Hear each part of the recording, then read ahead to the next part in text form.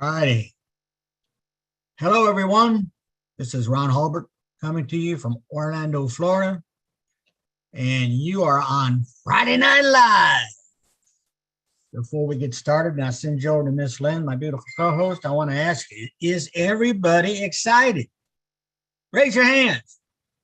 Oh, show me some hands. Yeah, all right. 12 days, folks. 12 days.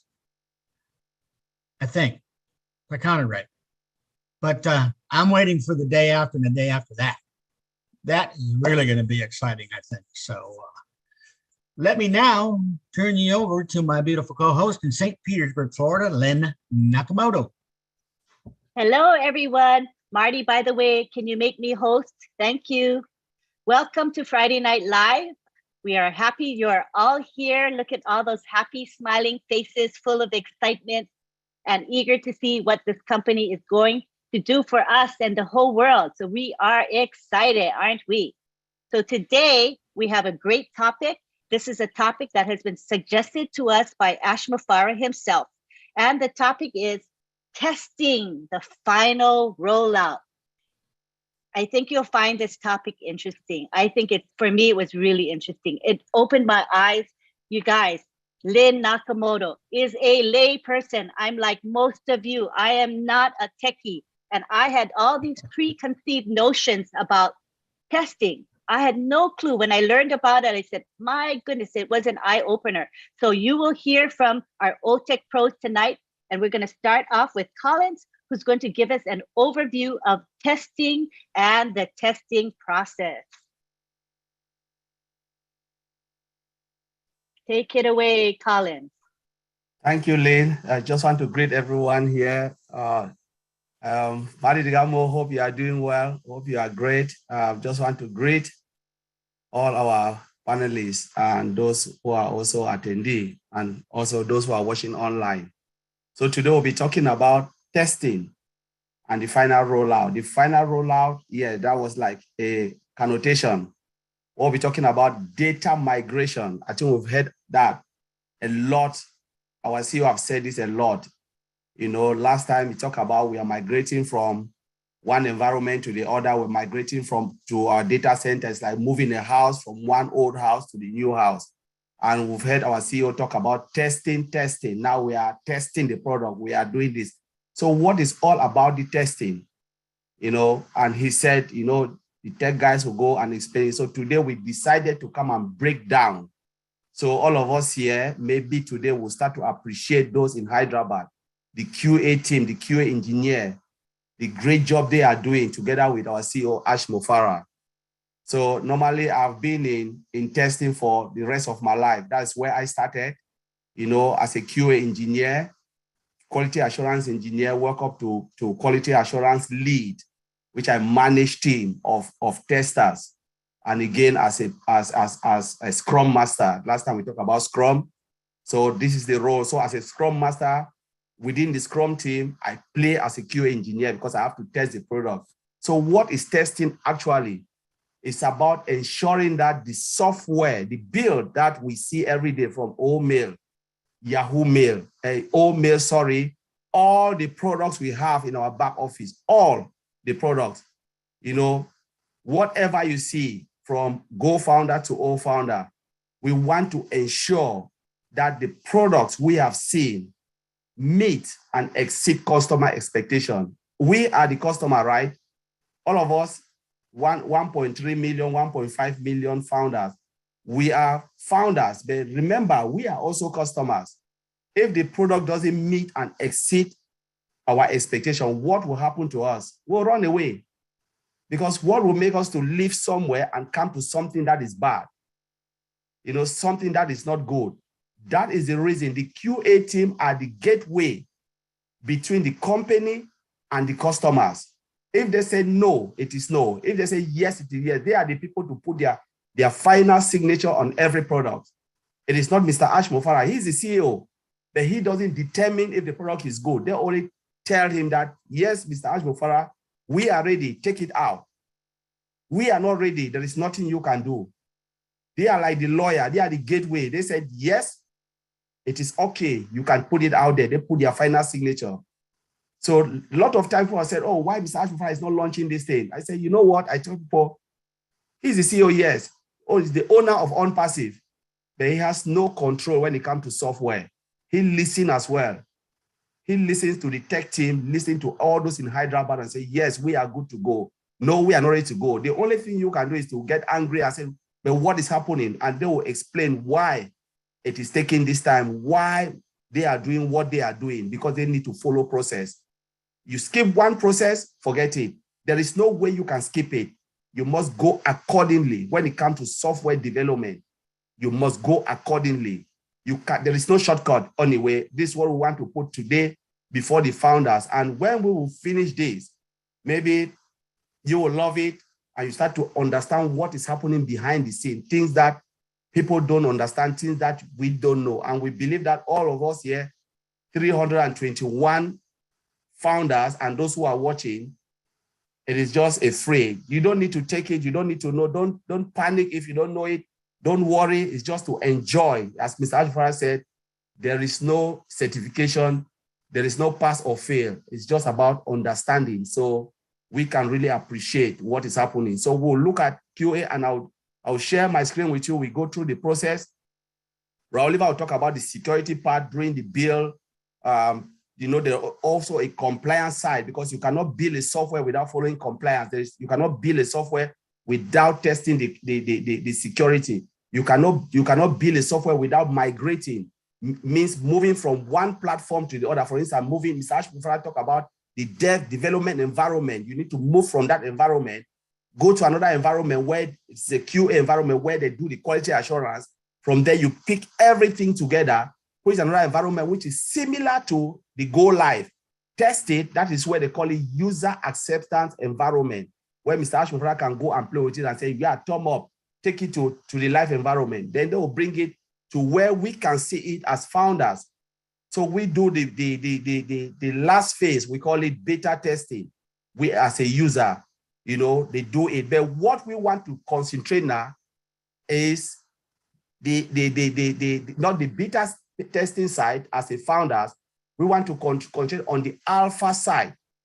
In-house, what those guys are doing, where they are hammering, you know, Mr. Ashbufara called them good professional hackers. The QA team, they hack, as Rollout always said, they test, they hack, they build, they test to make sure it is defect-free before it goes out. And there is cycle and cycle of it. That's why Mr. Ashbufara can come out proudly and said, nobody can break the software. Go in, do whatever you want to do, play with it, you cannot break it. Because the quality assurance team have assured Mr. Ashbufara that there is nothing.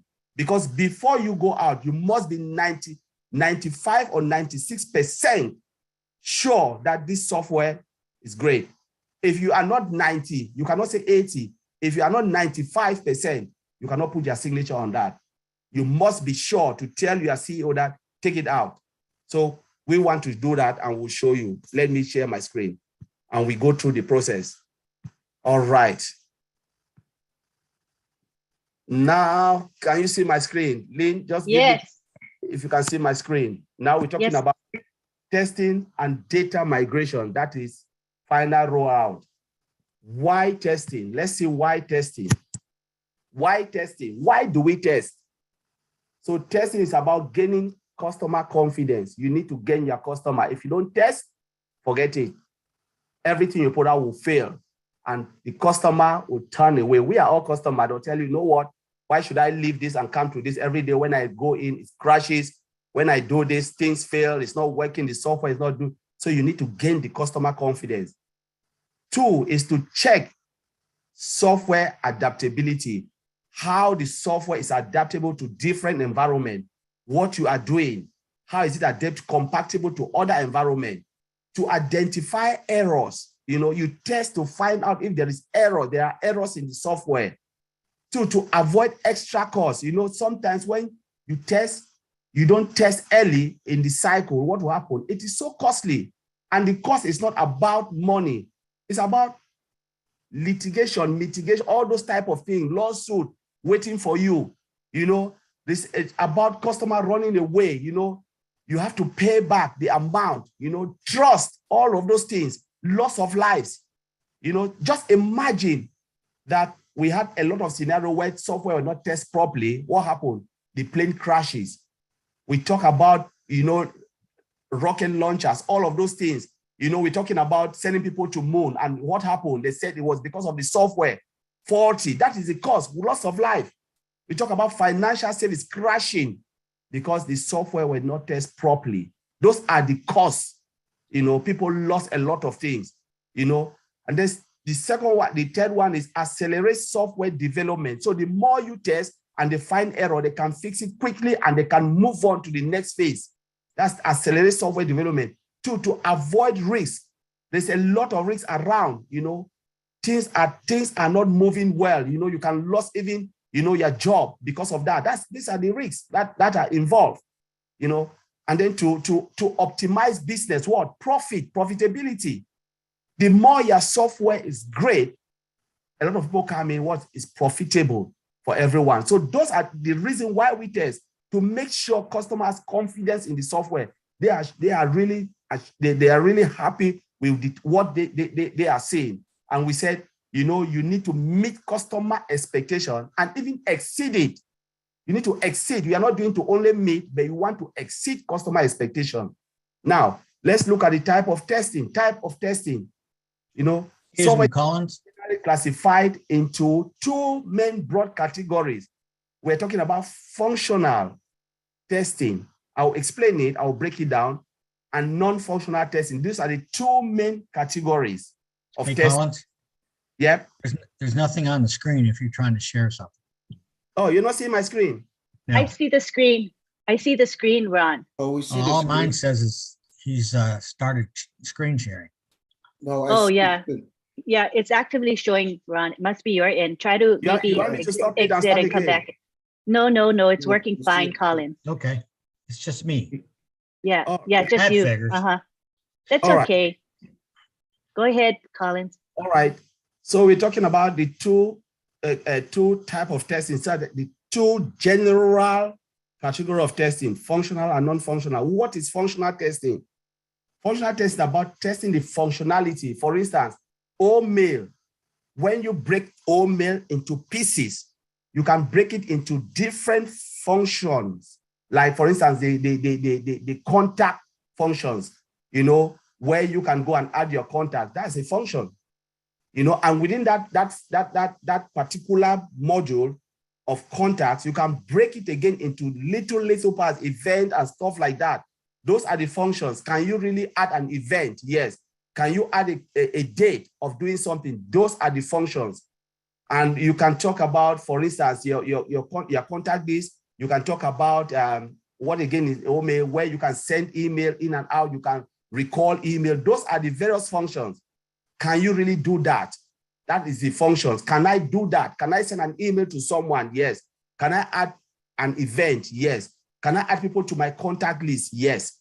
So those are the functions. So you are testing the functionality of what is there in mail. And the non-functional part of it is about what? It's something that is not related to the function I've just described, but it relates to the number of people that are using that. How many people can hit on that website? For instance, load. You talk about loading. Number of people coming to that site, doing exactly what you are doing instantly. 1 minute per second, 1 billion people coming with the software not crash. Talk about risks. What are the risks? What are the stress? Can the software withstand this? Can the software withstand that? Is it light? All of those things, they are the non-functional part. We think like it's not important, but it is very important. For instance, you build the function and 1 million people come there. We had histories where software company come up today and they crumbled because the software couldn't withstand the amount of people coming. Those are the things that happen. Those are the non-functional part of it. You talk about data leaks, all of those things. These are all non-functional part. It's not related to the functionality. Yes, the engineers, they have built it based on the functionality because you can do this, do that, 1 person, 2 person. But when it comes to load, stress, all of those things, those are the non-functional part of it. So we will talk about that. We'll break down. Now, let's look at what happened in testing. we want to look at the functionality. You know, in functional testing, there are more, you can break it down again into two types. You know, you can talk about manual testing. You can talk about automated testing. Automated is, you know, you build the code, you said, okay, it's ready. You can still break them and then use machine to test it, because repetitive testing, there are things that you cannot do all again and again. So you can build a system to test the application for you, to go through that application and make sure, is it right? Is it this? Is it that? Is it that? Is it that? And manual is something that you do repetitively, do with your hand. When they build a new system, you test. And then you can still break it down again and say, within manual functional testing, there are two types, black box and white box. What is white? What is black box? Just think about your car, right? When you go into your car, early morning, you're going to your job. What do? You put your key in, you start. What happened? Your engine start. When you turn your key right, engine start, you drive and you go. The only thing, when you put your key and you turn your key, what do you want to know? That my car can spark, I can drive my car smoothly. You don't necessarily need to know what is happening within the engine box. Your duty is just put my key, start it, and go. But when it comes to white, this engineer, they would not only want to know when the car starts, they want to know what is happening in the engine. You know, there is combustion, there is the battery, there is this, there is that, there is that, there is that. These are the white box testers. They test, but they want to understand what is happening behind. Now, coming again, looking at it, black box, say you look at it, what type of testing do you have? I want to break it down again. What type of testing do you have within that realm? You're talking about unit testing. These tests are the tests done by developers. So they write the code, they write their code, they test it themselves. Right? They testing themselves. And they say, wow, great, pass. When they build the test, what they will do, they move it again, they push it to another environment. The QA team take over the products, and they said they are independent, because QA are independent of the whole organization. They take it. The first thing they will do, they go into smoke. Smoke is about testing the measure functionality, the measure functions within that product. Say mail, call it DEX, whatever we have in our back office. They smoke it. They say, wow, this is great. That is the first part of testing they will do to make sure all the high-level components are working. Then, if there is a new function, what they will do is they will go in and carry out system testing to make sure the system is running. Every new thing they have built, they have tested properly. Then, after that, if there is any issue, they will report it back again and say, you know what? All of these things have failed. Can you please fix it? They fix it, and they bring it back. What they will do is they will retest it again. There's another term called retesting. They retest all of those components that have failed. When they retest it, what they will do, they will carry out another test called regression. Regression is to check the other component, because you have fixed it, yes, you bring it back, they integrate it.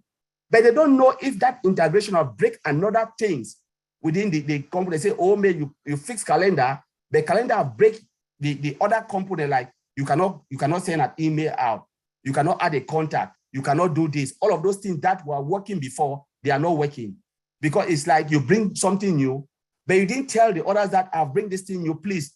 This is what it's supposed to do. The component come in and break everything. So they have to carry out regression tests to make sure all the rest of the things that were working before are still working. That's called regression tests, that you've not taken us behind. If everything is okay, you say happy days. You move now into system integration tests. You say, okay, all of the other software, are they working? Great. Then you move you move now into other part of testing. Now let's look at the test in the life cycle in agile system. We talk about agile Scrum system. What they do is the QA team will look at all the functions that they have given them. Say, for instance, I said, I want to build 100 screen. This is the first screen. They take it and they build it. What they will do is they will look at it. They say, yes, this is the screen. Because normally in Agile, last time we talked about user story. User story is about high level, what you want to achieve. It's a high level. They will break it down into little something. When they sit in the meeting, they break it down into something called acceptance criteria, the smaller component. So the QA team will look at that smaller component. They will take it and write it into a form of a test case. Test case is what?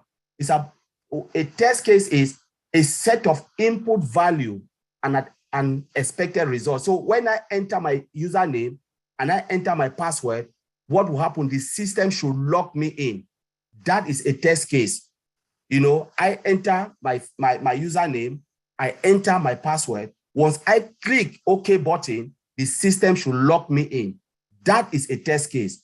And they can use that user screen, that login screen, to write about 10 to 15 test cases. You have to write positive and negative. What if I take my username and put it in the box of the password column, and I take my password and I put it in user column, I click OK button? Will the system log me in?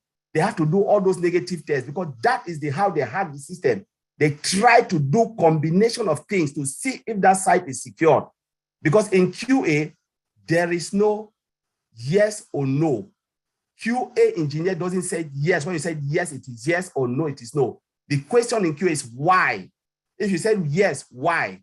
No, why no? Why yes? You need to answer that question, because what they will do, they will try to go into that system to make sure they can break that system. That's their job, breaking the system. Write negative tests. You give them the positive way, they will try negative way to break it. Like one of them, I tell you, what if I leave it blank and I click OK and the system log me in? That system fails. That's a test case.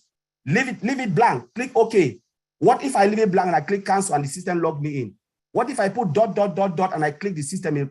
That is the way you test. You test like a mad person. That's how the QA team do. They don't think normal, they think abnormal. So they go different way, because they want to make sure the system is secure. Nobody can go. So that is test case. And then now when they test, what do they write their test case? You write before you test. Then now when they release software, they do test execution, they test. And then from there, if there's any defect, what they'll do is they review the defect, they fix it, and when they test it and everything's okay, they deploy that to new environment, they move it to new environment. And let's look at this. Test in the life cycle. The same thing again. Requirement, they analyze it, they plan how to test, they write test case, which I've just explained.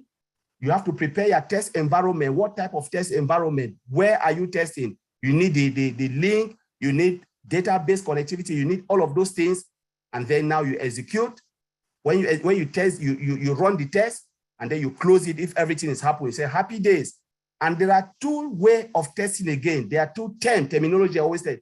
They have a test-driven development. So you write tests before you develop. A lot of people don't know.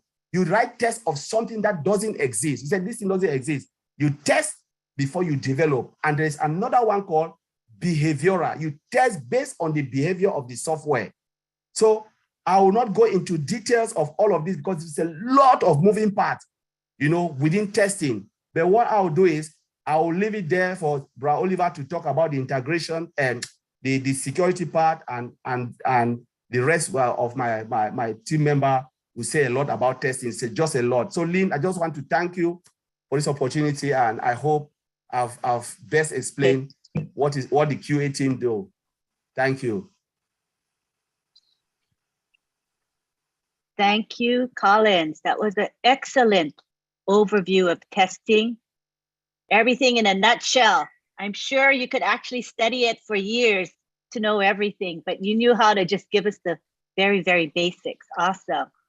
So next we're going to have Oliver. He's going to talk about the importance of security testing. Come on down, Oliver. Hi, everybody. Good day, good evening.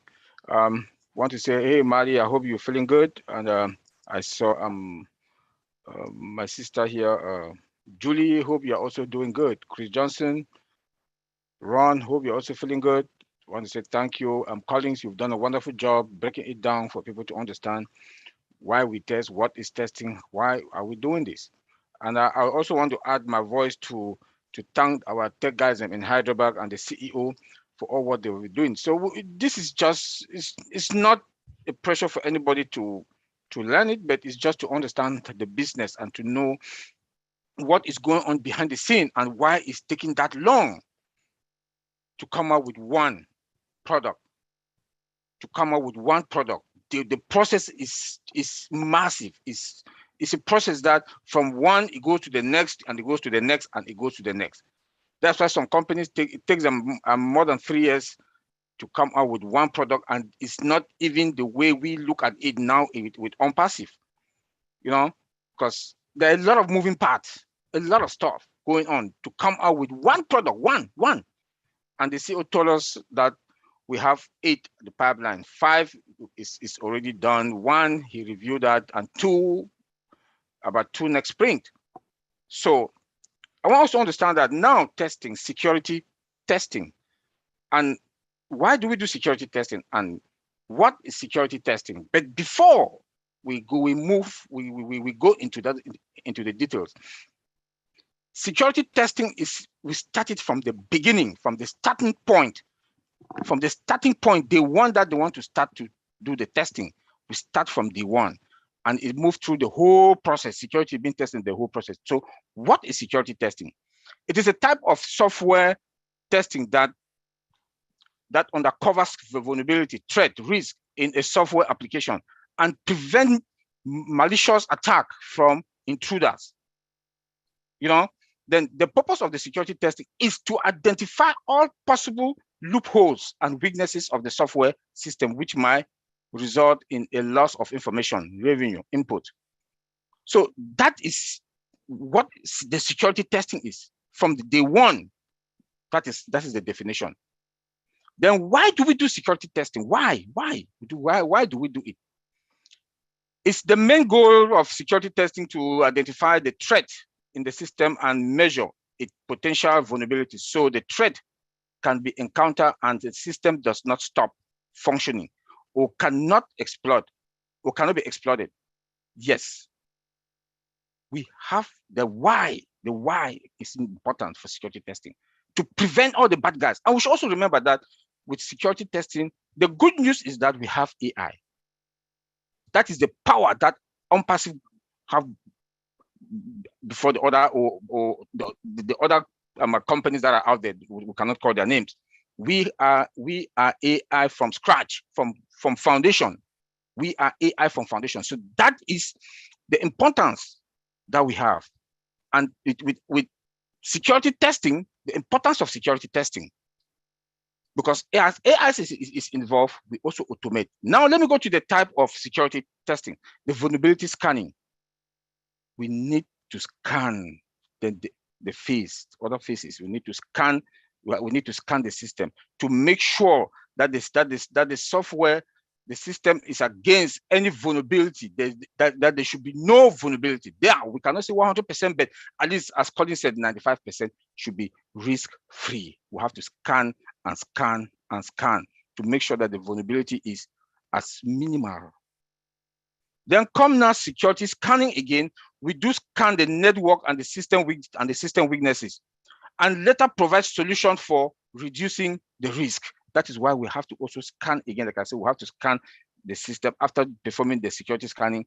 We have to rescan again, and this goes through all the phases in the process for the security scanning. Then come again the major one. We have penetration testing. Like I just mentioned, we have 2 types. We have the automated testing and we have the pen testing. And we have the manual testing. Since we have AI, we can do the automated testing, but we have to do a one-time testing also. So this goes through all the processes. This goes through all the processes in the security in the security testing. Because if we don't do it, if we want to go and do it at the end, it will cost a lot. It will cost a lot, and the damages will be just too much for the company to carry it on.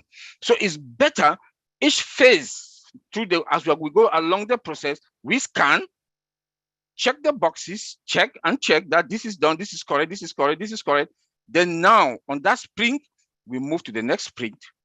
I always like to use that sprint because we discussed about it last time, so that we should familiarize ourselves with those terminology, the 2 weeks and the 4-week sprint. So the next phase again in that process, we need to start again all over again with all the scanning, the vulnerability scanning, the penetration scanning, the ethical hacking scanning. My brother Bob will talk about the risk assessment and the security auditing. I'll leave that for him because it's part of compliance. But I want us to understand that when it comes to security scanning And with AI that we do have also in there, we have to scan, we have to make sure that the security there is tight. Yes, there's some security that we cannot eliminate, that we call them residual risk. We cannot eliminate them 100%, but they are minimal risk. They are minimal risk, but they'll be identified. They'll be identified in all the process. Then after we've done all the security testing, now we'll come now to the other part to that we have to roll it out. We have to do another testing. That testing is same like the production testing that we have to roll them out. And if there is any vulnerability or there's any risk or there's any threat, we have to go all over again. We have to go back and retest to make sure that the security is tight. Nobody can hack. But the good news is that we have one of the best of the systems or equipment and that prevent us. But and only with AI alone, we are, when it comes to security, we are 100%. Let me not say 100%. Let me say 95% perfect in that. I will leave it to my brother Vincent to take it over, Lynn.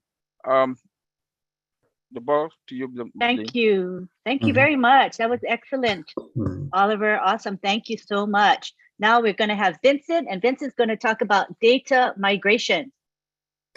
Okay, thank you, Angelina. Thanks all the participants to be here this night. I also thank my brother Collins for wonderful presentation, and also Oliver. I'll also start with the data migration. So I think beginning of this week, our CEO, Ash, told us about the data migration. So we'll migrate from AWS to our own data center. So I would like also to break it down, the process of migrating the data from one location to another location. But to start, I also need to break it for people to understand. The first question will be, what is a data migration? So the data migration is a process to migrate from one system to another, is known as the data migration. So why this data migration? So people think it's also appear to be very simple, but there's a lot of change in the storage and also in the database application. So we have a different type of data migration. The data migration, we can have a storage migration, we can have a database migration, we can have an application migration, cloud migration, business process migration, and then also the last point we did last week is a data center migration. So we're moving our data center. So what is a data center? So data center is where businesses keep the critical application and data. So a data center also is a real world location. It's not a virtual one. So people, when we say data center, most people, what come into their mind, they think about virtual. No, data center is a real world location. So our data center is located somewhere, it's not virtual. So I refer to equipment and other technology in the room. So in one way, data center is IT equipment, and then also the IT technology in a one room. So this is what, in one word, a data center. So to start the migration of our data center, we go through different steps of the migration. So the first thing we need to go through, identify the data format, also the location and sensibility. So this is before they started the process. So this process, we're migrating is a different format we need to change. Thinking about the format of the data, how we can make the data and then move the data smoothly as the way we want the data to be moved. What's the format we should put in the post migration? So during the planning process, we also have a potential risk. So we need to think about plan the risk, and then that we can make sure that we can fix the risk. So that's also the security measure we need to think about that before a specific data move.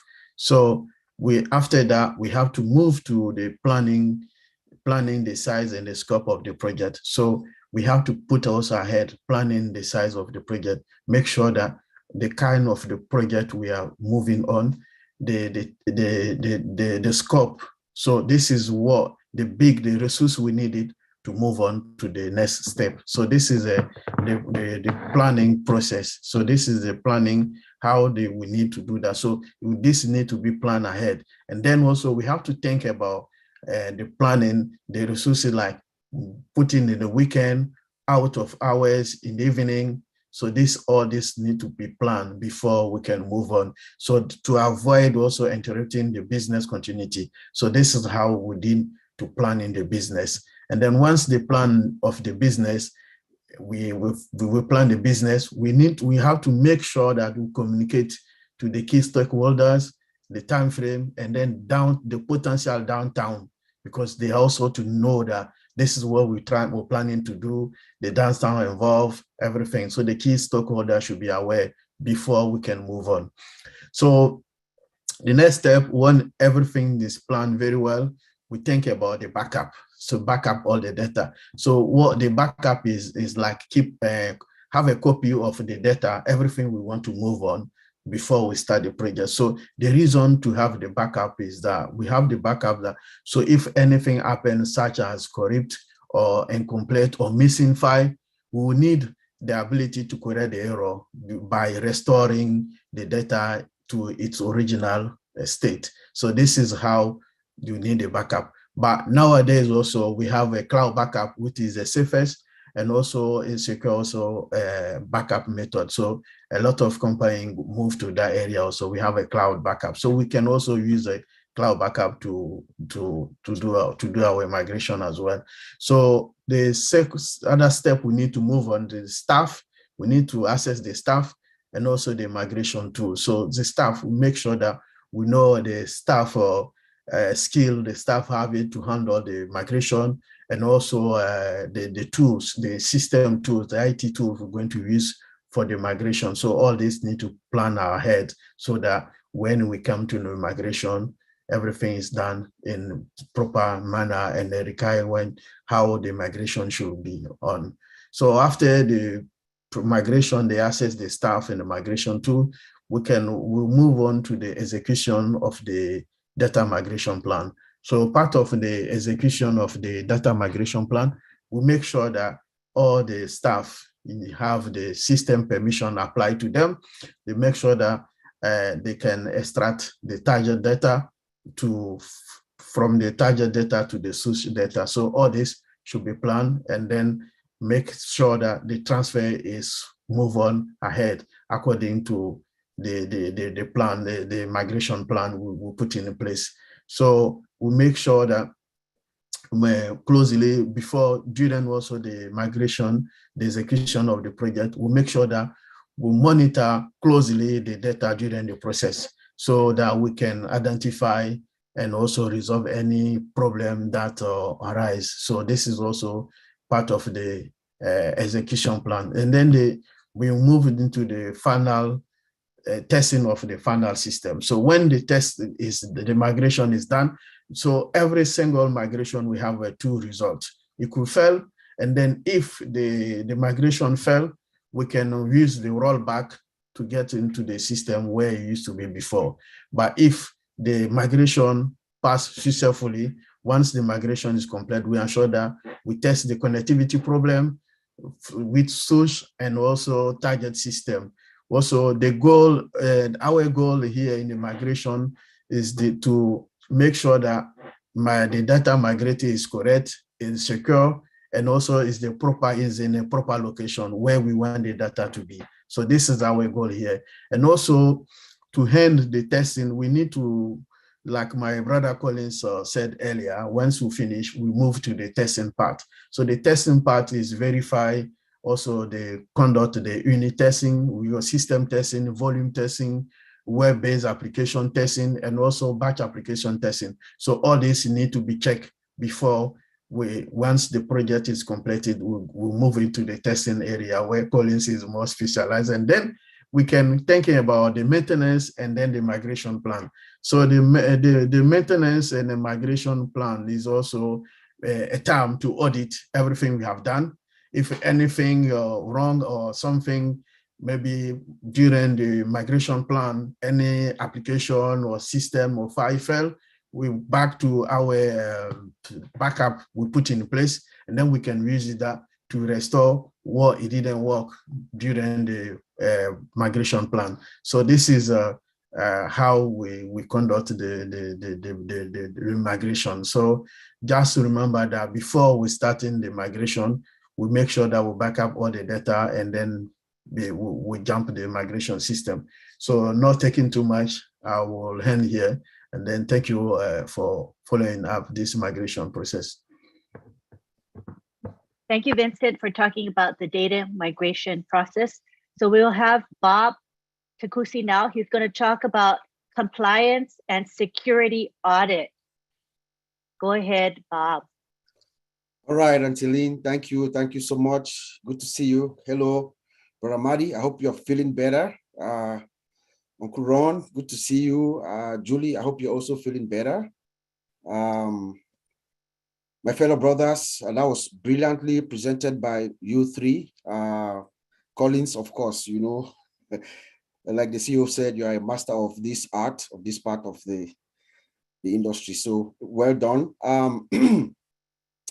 Fellow Unpassivians, as you all know, Unpassive, our dear company Unpassive is a multi-national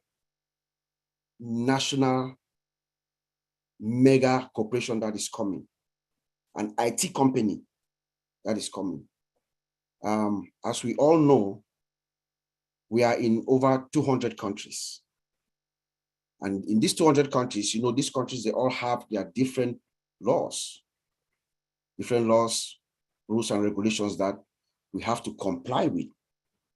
We are going to be doing business with these countries. We're going to be providing our IT solutions, and we even have physical products to these countries. So they have their laws that we have to comply with. And as we do business with these countries, we collect payment. They pay us for our services, right? We do collect personal information. We collect information, payment information, and stuff like that. So our system must comply. So compliance is a big deal as we are building our systems and as we are testing them to roll them out. We have to be cognizant of the fact that these systems must be compliant internationally. I found that Mr. Ash told us something about a year ago. He said that I think we have two of the best law firms in the United States that are working with us, trying to help us make sure. Two of the best law firms that are known for intellectual property and compliance. I think one is in Washington, D.C., and the other is in New York, if I'm not mistaken. And then I believe the best law firm in India is also working with us. And we have other associates around the world. We're in 200 countries, remember.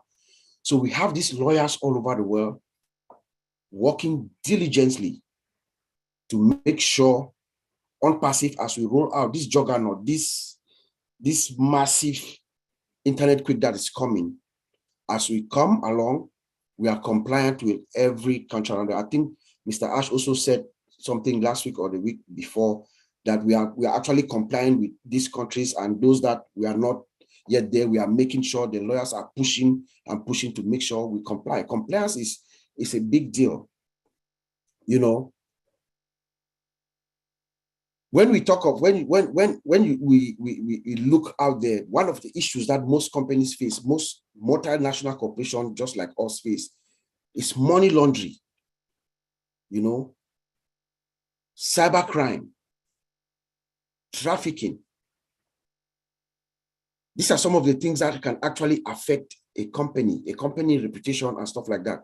But we know that our founder, we are actually implementing anti-money laundering within our system as we move along. So as we are testing our system to make sure we roll out, this is also part of the testing that we do. We have to make sure that this anti-money laundering has been implemented within our structure so that we can stop the bad guys from coming into our system and taking advantage of our system. And we know that with with the beauty of artificial intelligence, you know, they're going to have a very, very, very difficult time actually infiltrating and penetrating us, because AI has that default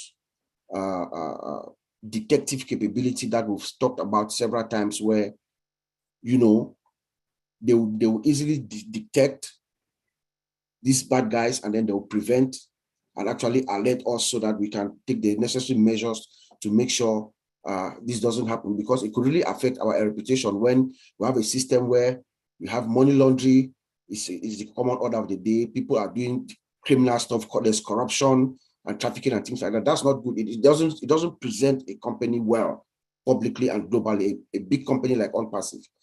So there is also another, as we collect payments, we're going to be collecting payment from all over the world. Credit card payment, people are going to be supplying their personal information, credit card information and stuff like that. So there are other standards that as we build our systems, we comply with these standards, so that we bring confidence, like some of my colleagues have said, we will bring confidence to the customers. We'll give them that digital trust that we talked about before.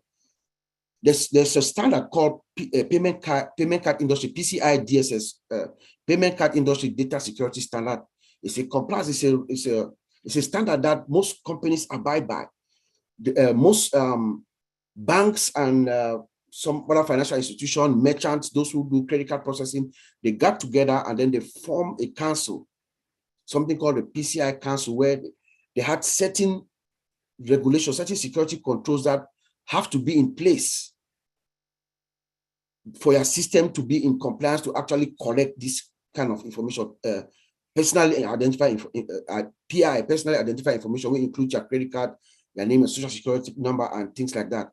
So our system is being built, and as we are doing our testing, our security testing, cognizant to the fact that this system has to carry this kind of information, this kind of personal information, this kind of financial information, credit card information, and the rest. Some other standard that could also help us give this confidence is something that we call the SOC report, the Service Organization Control. It's a report, or the ISO 27001 certification. It just also gives the customers that come to us the confidence of the reliability and the security of our system, what we have at hand. So as we are testing, we are making sure that these security standards are met. So for instance, we could even bring a third party in to check our compliance for us. One of the, maybe some of the big four, you have PricewaterhouseCoopers, KPMG, Ernst & Young, and the like. They could come in, these accounting firms, they could come in and do an audit and then give us an attestation. The SOC report is an attestation that they have actually checked our security controls and we are very, very, very compliant, and that gives our customer confidence as well. You know, so we test our system, you know, to make sure we meet this standard, we meet these security control standards. We also have HIPAA. You remember, OnPassive is going to be used in hospitals. OSTAF, I can see OSTAF being implemented in every hospital around the world, doctors' offices and things like that. So HIPAA has some regulation. Remember, HIPAA has two sections. There's Title 1 and Title 2. Title 2 talks about the security controls, the protection of personal health information, protected health information. And they have listed certain security controls that has to be within the systems to be able to collect patient information and stuff like that. So we are building our system and we are testing as we test to make sure we are this compliant. We have the European GDPR, General Data Protection Regulation. In Europe, the personal data is very, very, very, very, very looked seriously.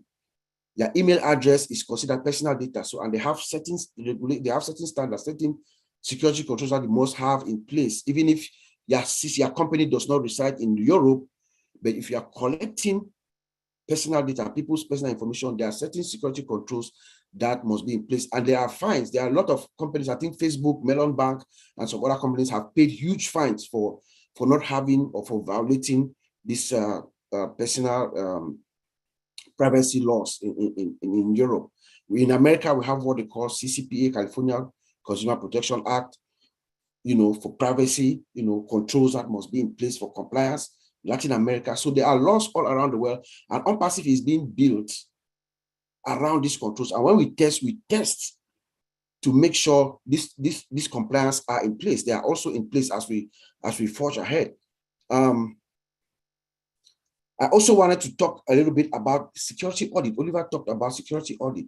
As we develop each sprint, we do our testing, like Brother Colin said, but the security team comes behind. There's a special team also that actually does an audit of what they have done. So we come at the back and we do a risk assessment just to make sure. We do a security risk assessment to make sure that they are doing exactly what they are supposed to do and what the changes that they are bringing into the system. For instance, each version of the code, is it in compliance? Is it complying with the security posture of the system as it was before? Because you can make a change, like Colin said, and then you come back, you mess something up. So does each version of the code maintains this application security after that code is implemented? So we do that, we do a risk assessment, systematic process to make sure that everything is in place as it was before the change was made. Another significant audit test that we do is the access control. Remember, access is the key to everything. So those who actually have the access to this code, the code changes. Is it restricted to only those who are approved to touch that code? So we test, we audit. We audit the testing that has been done to make sure that actually it is only those who have the privilege or the right to change that code have that access. Okay. And then Oliver also talked about penetration testing and vulnerability scanning. Yes, that is done. That dynamic static code analysis, and that is done consistently throughout the entire process. But now we come back and do an audit, a security audit to check, okay, when we run this vulnerability scan or the penetration testing and we find these issues, how do we rate them? Do we rate them medium, low, medium, and high? Okay, if we do rate them, what is the turnaround time for the remediation? How fast is it being fixed? Because you have to rate them. When you run your penetration test or your vulnerability scan, you find issues, it has to be fixed and cleared for the next bill or the next sprint, before the next sprint. So that is another key thing. And then also, remember, OnPassive is integrated. These systems are built separately, but they're integrated. So we also have to do a security audit test to check on the deployment code, how the integration code, how it is. Is it automated? We ask those kind of questions. What is the process around each deployment code, the integration aspect of it? Because especially with us, we know that we are integrated. All the systems are talking together. So we do an audit to see, is it actually being integrated? Is it being done the right way and stuff like that? Then change management process.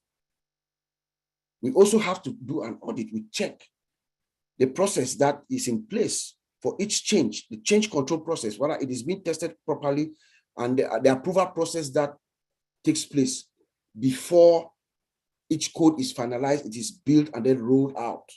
There's a process in place.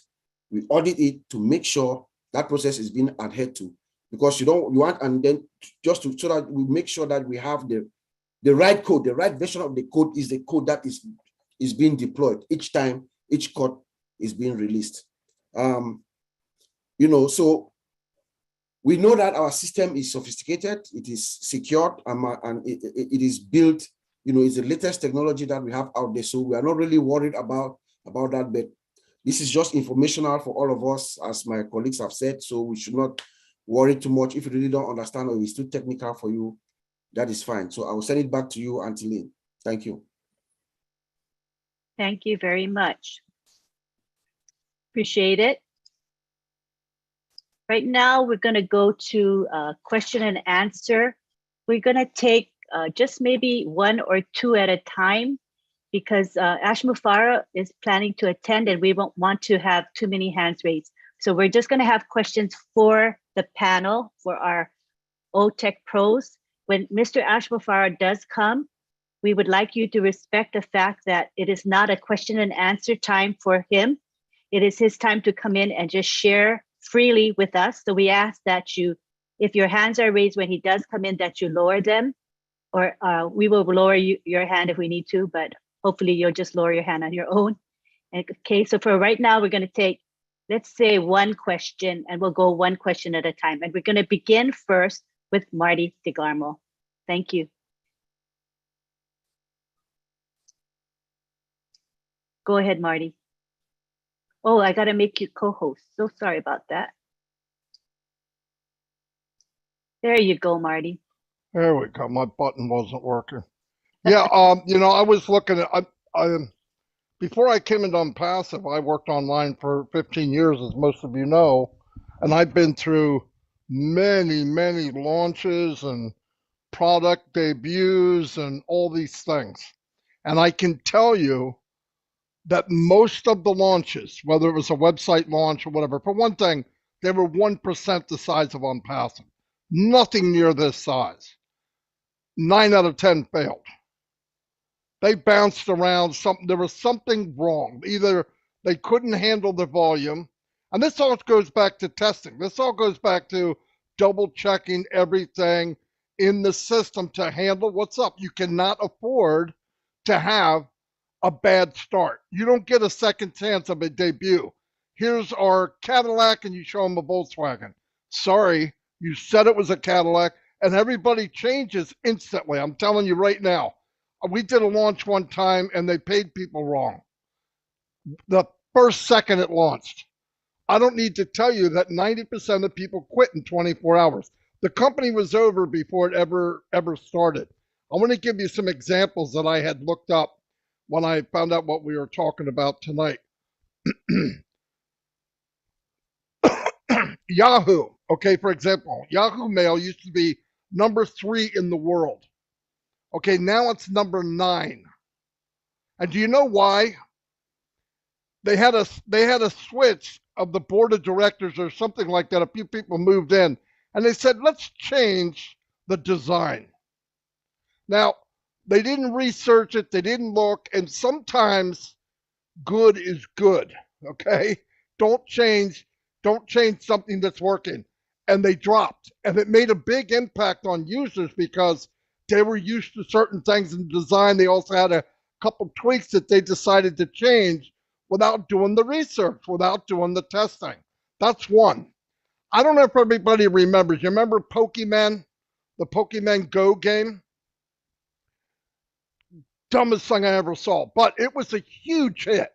Absolutely, people went bonkers over it. What happened though? The website crashed. It could not handle the volume. Now people say, well, it came back.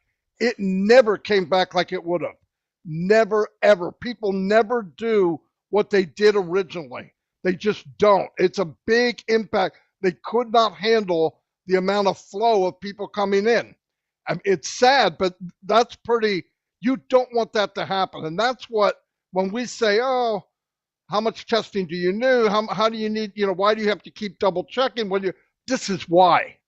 This is why you don't get a second chance at these kind of things. You just don't. A few years back in 2016, Canadian immigration website portal, right? They had a bunch of people slam in.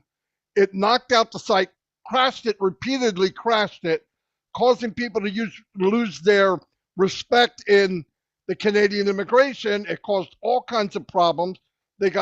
People got fired over it. People lost their job over it because why?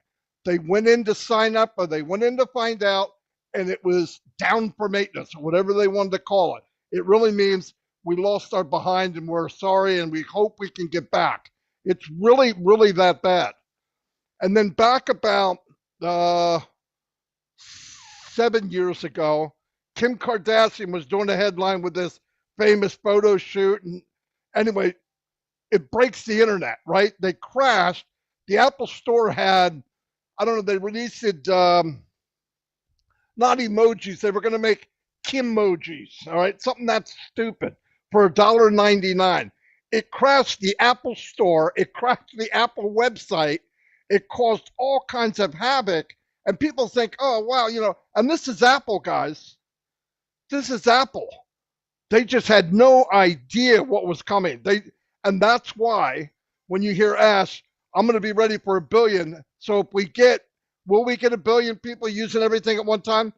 Probably not. But if he shoots for 1 billion, we're not going to crash at 10 million, right? That's the point. And that's how important this is. When these guys bring up why they're doing what they do, why they're testing and testing. We hear that word testing and security and double test. Let me tell you what, guys like Collins and Bob and Vincent and Oliver, a site like this crashes and they're working there, they won't be working there tomorrow. They don't care who they are. They won't be there tomorrow. In fact, probably the board of directors won't be there tomorrow. It's a lot of money. It's a lot of things going on. And people, you know how people are. They want now. They don't want to hear what your problems are. If you got a problem, it's your problem, not theirs. Consumers don't care about that.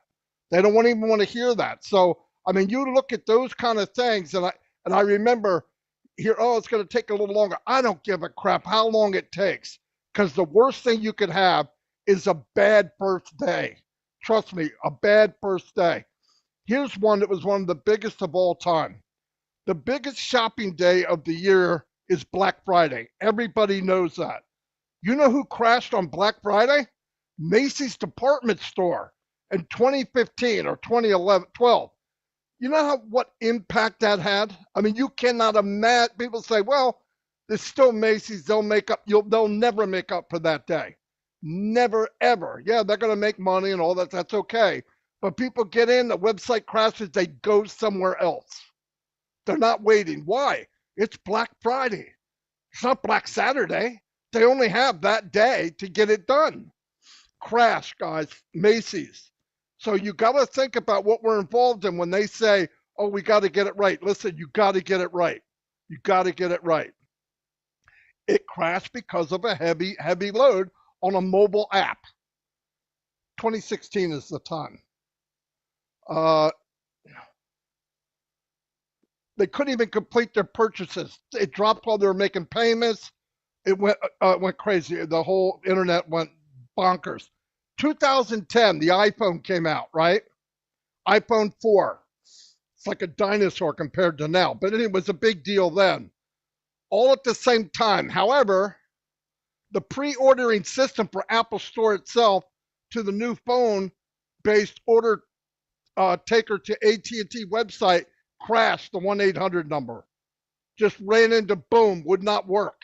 So you got all these people cramming in, and it failed. And listen, they're going to come back the next day. Some might not. But in a launch or a debut of a product, you cannot afford to have something like that happen. There is no, oh, my bad, I made a mistake, I'm sorry. There's no such thing as that. You are damaged to bring back a reputation is very, very hard. Very hard. I think, let me see if I have any other one.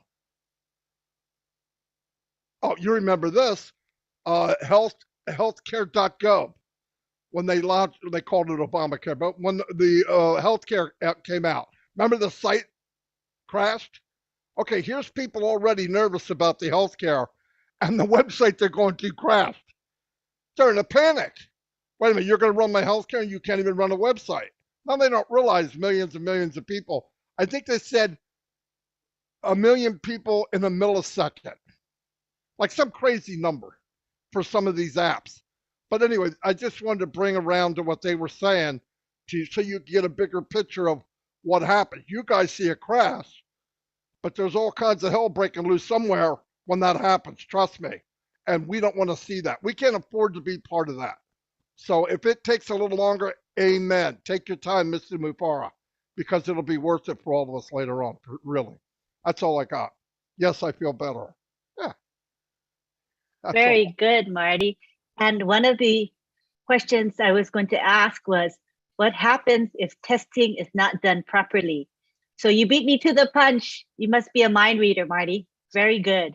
Awesome. All right, we're going to take one question at a time because Mr. Ash Mufara will be coming. So we're just taking one at a time, one raised hand, and Niraj is that one raised hand. So go ahead and unmute yourself and ask your question, Niraj. Good to see you here. Okay, first of all, thank you for this amazing presentation. Before this presentation, I just knew only the part of on-passive, but today I know what actually happens behind. And it is very important for everybody to know, because especially people understand why it takes time. Okay, that was just in one-liner about what was my understanding of this topic. My question to Collins was, he talked about agile, AGILE. Sorry, I did not get that. And second question, I have a second question also. He talked about, and this is a very common sense question, because we talked about 95% the QA testing done. And as you know, that Ash is a perfectionist. So I just wanted, this is a very common sense question once again. What about the rest 5%? How do we ensure that it is 100%? So that was my second question. So, I'll let me answer the agile first. You know, we are OnPassive is working in a framework called Scrum. And Scrum is part of a bigger framework called the Agile, because when you look at the Agile Scrum, within Agile, you have different framework. You have Spiral, you have Linear, you have Extreme Programming, depending on the framework each company will choose. But most major companies go by Scrum. What is Scrum? Scrum is about, last time we explained it, it's about working in a chaotic, it's just like a good chaotic environment with an eye on your goal, what you want to achieve. It's a rapid development environment. And that is why Mr. Ashford chose this environment. Because one of the things about Scrum is about transparency. There is transparency in it. There is no way you can hide. There is no hide and seek. You either do it or die. Mr. Ashford always uses the word, we will do it or die. In that particular framework, you either do it or you are fired. And when we talk about 95%, we talk about the minimum you can have is 95% defect-free. It means most of the major component, like the customer-facing component must be 100%. But that 5% is something that you don't know, the unknown. And it is minimal, as Oliver said. Minimal, things that you cannot, because as human being, you cannot give 100%. But in this particular environment, if you go less than 95, forget it, things will happen. Things will go wrong. So there are just minimal things that you cannot see, but those things cannot really affect the application. It's just something, though it is 100% in our eyes, but if you want to say, you know what, as a QA analyst, I'll tell you, I'll give it 95%. When it's 95%, I'll tell you, I've done every combination in this world. Whatever is in my brain, I've put it on that software, I've hammered it. I've done everything. And I said, you know what, we are good to go. Because remember, when Mr. Ash Mufara gave, when we wanted to move into O-Founder, remember the launch of O-Founder, I was sweating. I told Oliver, I said, the person who have given that authority to say go live is the QA person, the QA manager. Go. We are happy to go. That person on hot water. Because if Mr. Ash Mufara click that button and it fails, that person is fired. That is the QA person who stand there and said, go. I was sweating. I was excited as a founder. But when I moved myself and put myself as a QA, I was sweating because we are the one giving go. Before you said go, you must be 95%. And this takes a lot of courage, sleepless night to ensure that that software is fit for purpose, that you can stand and tell your director, I am happy for you to click that button. So that's what I wanted to say. I hope it answered your question, Niraj. Okay. Okay. I wanted to add something, but it's fine. Go ahead and add, Oliver. Yeah, for that 97% Mirage, when you talk about an as an IT security person, there are some risks that we identify, but it got no harm to the system. We can still clear them, that it should go, because it has, we call it residual. I keep talking about residual risk. There are risks that they are not harmful, but they are there. They can't cause any harm into the system, but so it will not block that, they will not roll the system out. That 95%, at times even 99 point something or more than that 95%. But those risks, those threats that will identify them. The good things that will identify those risks, and they are not harmful. They are like low risk, that they can't harm anything in the system. We can live with them without doing anything. So those type of risks, we just give away a pass that it should go, because they will not do anything into the system or harm the system. I just want to add that on top of it as in security. Thank you. Thank you. Niraj, did that answer your question? You can speak. Yes, definitely. Thank you very much. And thank you for covering all these things. I am sure everyone must have learned something new. So hats off. Thank you so much. So we're going to take one more question. First hand up, get the question. Any questions from the 443 people here? Any question pertaining to our topic of testing? Okay, we have Musharraf Hussain from India. You can go ahead and take the floor. Go ahead, Musharraf. Yo. Hi, everyone. Hello, Very welcome. Very good afternoon. Hi, so, and I just listening Neeraj also. It's a very good topical discussion from there.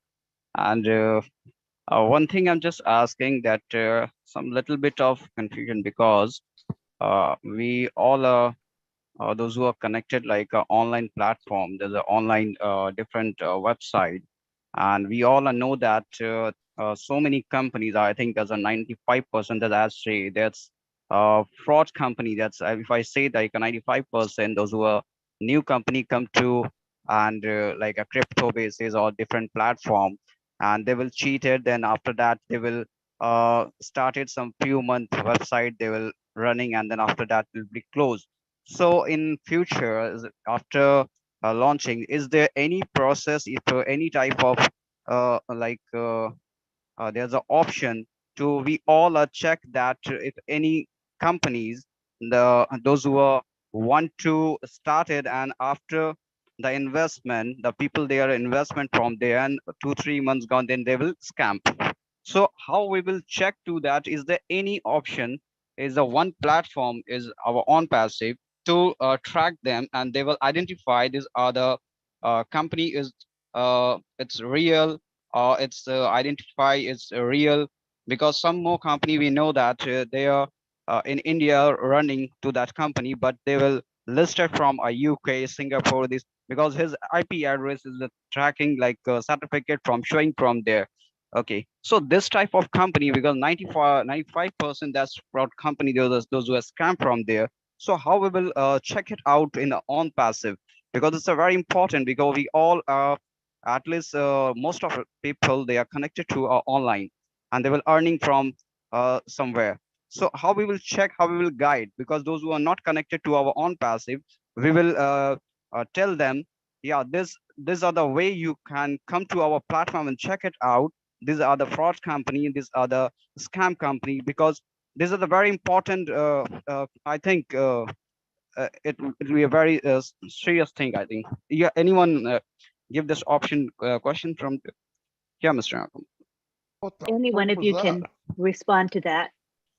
Let me just come before Madi said, I don't know, Mr. Musharraf, we're talking about OnPassive, right? We're talking about how OnPassive will build his solution and how the solution go through the process of testing until we go to the market. We don't have, most of the companies out there, we are not really, it is not our cup of tea. OnPassive have the security, everything that is coming in. So if you are part of OnPassive, of course, will check you. But to go out and police other company, I don't think Mr. Ashmofara would think like going out policing other companies. This is not the policeman, the world policeman. We are talking about here, we want to tell people, tell our founders about the reason. And maybe you misquote the 95%. When we talk about 95%, we're talking about 95% defect issues that we may find. You know, remember we're talking about wrinkles and wrinkles and wrinkles on OnPassive. When we go, we're talking about our solution like OMail, all the products you have in our back office, how they build it from scratch and ensure that this software is fit for consumption. So I think you really misquote that the 95% is about defect-free, that we don't have any issue. When we hit the market, there will be no issues when it comes to our product. It's not about policing others. Musharraf, does that answer your Yeah, question? yeah, sure. Okay, yeah, thank you. I understand that thing. But my question is not that. Okay, my question is there. We all are solution. We are total solution.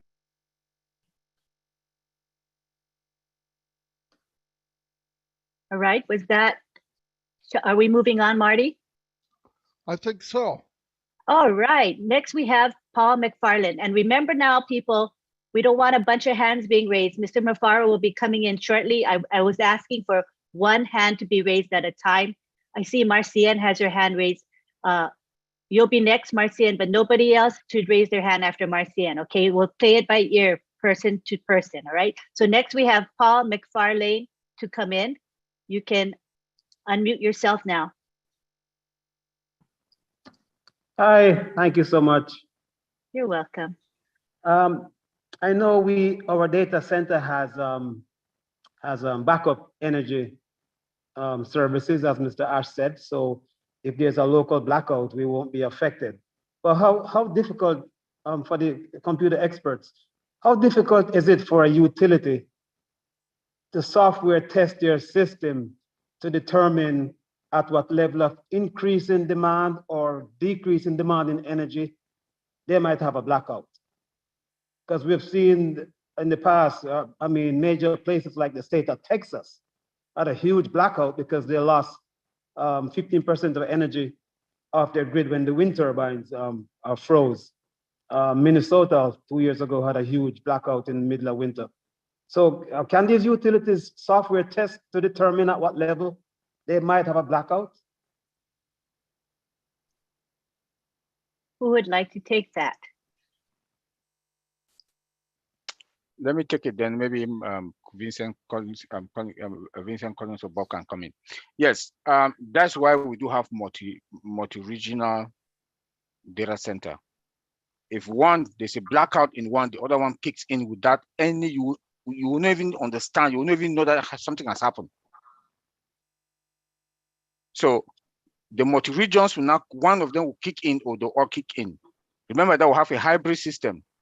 Our data center is hybrid from cloud to multi-region, then on-prem, which is in the building. So when one system, you can bump it or you can put it into flame, the other multi-regions data center will just kick in since we are hybrid. So I think that answers your question.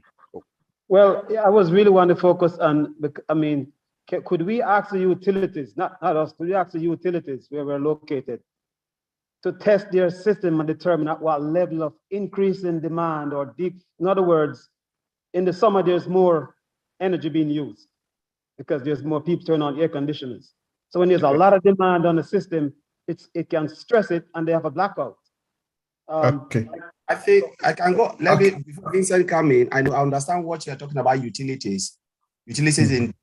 I think Mr. Ashmofara is thinking about the energy level, because normally it is easy to build that the way you're talking about it, because again, there can be dashboard that can tell you the level of consumption. When there's utilities, there's something that can, and remember, we have generators as well. There is no data center. Mr. Ashmofara talk about, we have generators that control. So for instance, if there is high demand, generator can kick in. But again, all the application or the assets that are within the data center can be controlled with the level of energy that is coming based on the level of the rate of consumptions that are in. And if I believe Ms. Alpha is hearing what you are saying, and if it's not done, it's something they can do. It's something they will do. But I understand what you are saying. But again, we have generators in place. All data center, most of the data centers, Ms. Alpha told us there's a generator that will kick in case of energy shortage. And Oliver have already talked about multi-region and cloud that can help other locations if you really understand all of this.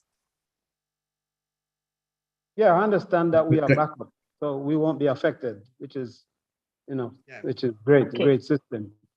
All right. Did we answer your question then, Paul? Well, I mean, I still would, I mean, I'm just thinking that the utility should know at what level they might have a blackout and let us know what that level is. Yeah, we have in place a monitoring system. So monitoring system can monitor everything in the system. So I can be sitting here in the UK, have a monitoring system, and then control everything going on in our data center.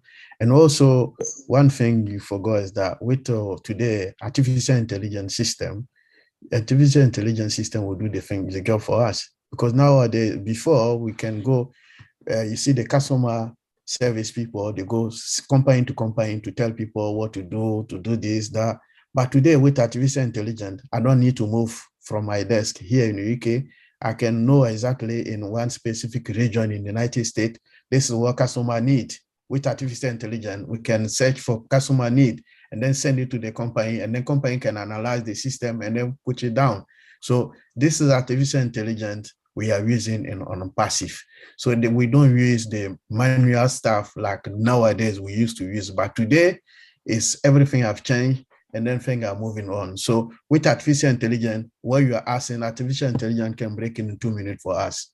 It's not a big deal for on passive to resolve this kind of issues. And then like my brother Collins and Oliver said, so with the help of the artificial intelligence, we are on the top of the game. Thank you, Paul. Thank you for your question. Appreciate it. Next, we move on to Marcian Hemabu.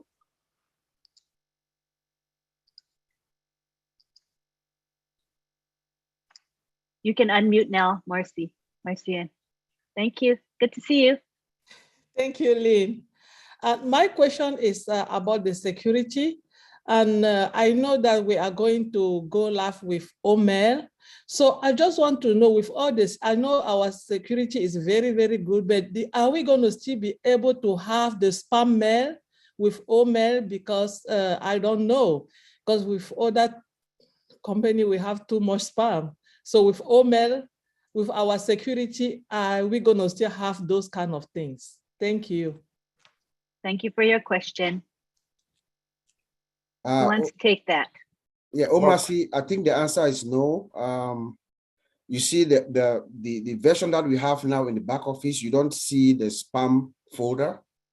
So that is what we're going to, and then AI is going to filter as the emails are coming in, is filtering it already. So the mails that are coming to your mailbox are the mails that should come into your mailbox. You will not get any spam emails with OMail because AI is there, that flashlight over it, just inspecting, making sure you are not being spammed. So the answer is no. Yeah, thank you. So now, is anybody can, when we go live, for somebody to have OMail, do they have to be a founder, or they can just have an OMail like we do with other mail? No, when OMail is ready to be deployed to the world, you're going to go to, like, you know how you go to yahoo.com? You're going to go to omail.ai and then you create an account. Oh, okay. Thank you. But now we can access it from our back office because we are founders.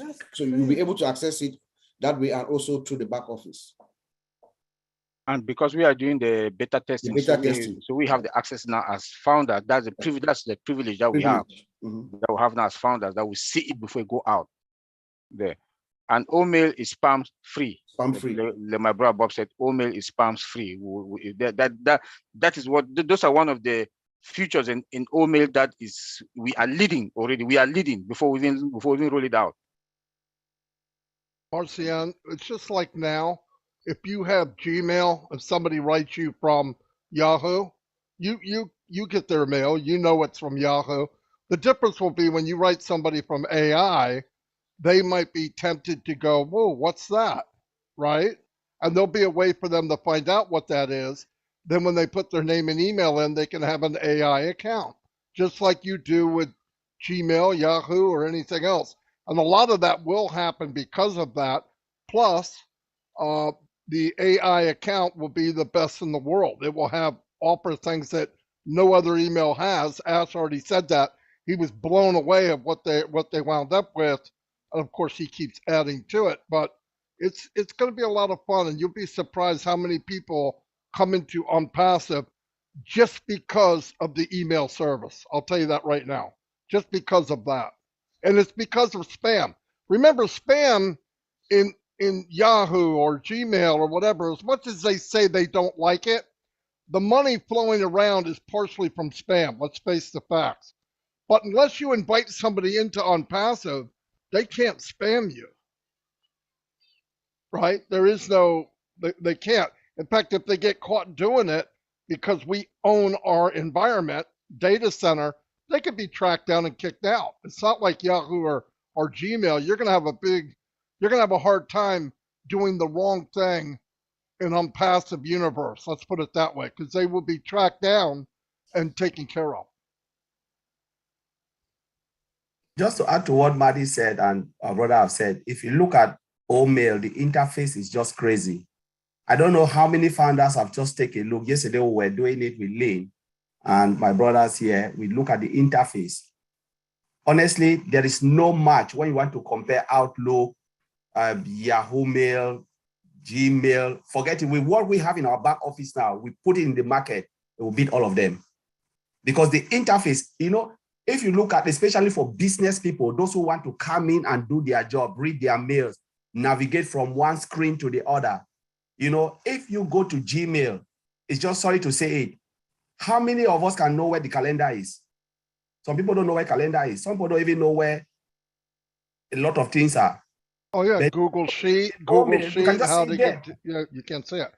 But remember this, it's just like when I first started, I started on AOL. Do you remember when AOL came out? It was a phone, and you could hear ding, dong, boom, bang, burp, whatever, and you would get AOL. Why did I move to Yahoo? Because it was better. It had different functions. Why did I move from Yahoo to Gmail? Because it was better and had more functions. The same thing's going to happen to .ai. It's just going to happen. They're going to migrate to something that's better. And when they hear it's more secure, you're not getting spam, that's a big selling point for people. Why? You just brought it up just now. You don't like it. A lot of people don't like it. So it's a big deal, And like Colin said, to this day, and I use everything in Gmail, most people don't know all the stuff it has. They do. It's not really user friendly. You have to click little dots and move around, and like Google Sheets and all that. They have Google Sheets. It's fantastic. 90% of the people don't know what it has. They just don't know. And I believe, I'm sure that OnPassive will be totally different. Be very user friendly. Simplicity at its best. So if that helps. Thank you so much. Thank you, Marcienne. Okay, we're going to take one question and one question only. Who wants to raise their hand? You get to ask the next question. You're fast on the draw. Curie Young, go ahead. Hello, everyone. Hello. Can you hear me? Good. Yes, I just we hear wanted you to well. make thank you. I just wanted to make a comment, not a question. And my comment is to Mr. Paul. I understand his question quite clearly. However, he must remember that utility companies have something which they call sensitive system information. So if a nefarious person would be able to get the information such as how much wattage it has to shut it down, then the nefarious people can try to hack the system to bring a power surge. So a lot of that information will not be disclosed to different companies at all because it can be leaked. Also, to think about a ring. So when you have multi-factors data centers around the world, if it goes clockwise, and if it stops, and what it does is then it goes counterclockwise until the other ring comes up. So that's what I wanted to say. I work in a networking operating system. I'm a manager, so I really understand that. And also, usually data centers have a set temperature between 60 and 65, and it's always cold in there. So the router switches and data and everything stays at a certain temperature so it won't overload to level out the usage. So that's what I wanted to say. Thank you. Thank you. Appreciate it. Next, we have Violet Ryan from Canada. Go ahead and unmute yourself, Violet. Hi. Hi. Can you, yes. Is there any possibility when Ash comes on, I could come on and gush over him? You can gush all you want, but you're going to be muted. No, I mean, that's what I'm asking. If you could unmute me and I can gush when he's almost done. No, no, no, we're going to keep it. Yeah, good try though. And at least you asked. That was very polite of you. Thank you, Violet. I have tried to put my hand up. I've tried to unmute, and it's never worked. Oh, so bless your heart, Violet. Yeah, I better ask. Yes, for sure. We love you for that. Well, we want to make sure that Ash Mufarah feels very comfortable in coming to webinars, knowing that he's not going to be blasted with 10 or 20 hands. You know how we all get so excited when we see him. Just me and myself. So just me and myself. Yeah, so we make an exception for you. We make an exception for all 468 people who are here, Violet, because we have to be fair. All right. So we love you for asking that question, and we appreciate you for understanding the boundaries of this webinar to make sure that Mr. Mufarah will come back again and again, and he'll bless us with his presence and with his information. Thank you for asking, though. We love you. Thank you, Violet. Bye. Thank you. Bye. All righty. Next hand. Anybody want to ask a question? No hands? Okay, I have some prepared questions for everyone then. All right. My first question is. There you go, man. We have one. We have a question. Okay, Hildegard, go ahead. You can unmute yourself. Yeah, thank you. Good evening, everybody. And thank you for all of you who make these Friday nights happen. I'm very glad that I can join and learn from you all. I have a question regarding the OMail, because in some of the O-Founders accounts, the OMail doesn't work. In others, it does work. Does that necessitate me to reach out to somebody in support, or is this part of the test? Just if somebody could kindly respond to that, I'd appreciate it. Thank you so much, everybody. You're welcome, Hildegard. Who wants to take that?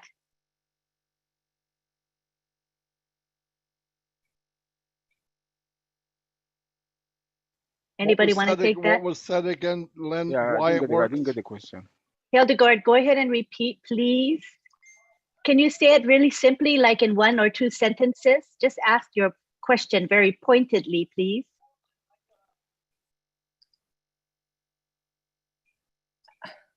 Somebody who has multiple positions, for lack of a better word, I know we don't want to call it positions, multiple accounts. And in some accounts, the OMail is worked from day one. In others, it is not working. What is a person to do there? Sit tight, call support. What do you suggest? Sit tight. It will be working for everybody. In fact, as the weeks roll on, it's going to be expanded more and more and more. Fantastic. Thank you. Within a couple of weeks. Awesome. Thank you, everybody. I appreciate you. Okay. Thanks. Thank you for asking your question. Now we move on to Ini Edu Carrie. Don't forget to add your country. Everybody here, before we move on, we want to show Ash Mufarah that we are complying with the rules. So I see there are some panelists here that still don't have your full name and your country. So please go ahead and adjust that so we can be proud that we're following the rules, right? So next we have Ini Edu Kere. Go ahead and unmute yourself, Ini. Good morning all, good evening all. Good evening. I have a question I want to ask, please. Might be Sure. that might have been shared before. I have not been hearing us talking about search engine optimization for over time now. Does it mean that when we go live, we will still be using Google? Who wants to take that? When we go live, will we still be using Google? Well, people can use Google anytime they want. It's a search engine. It has nothing to do with Unpassive. It's a search engine. I'm going to use Google when it launches. I'm going to use Google a year from now. It's just a search engine. It has nothing to do with Unpassive.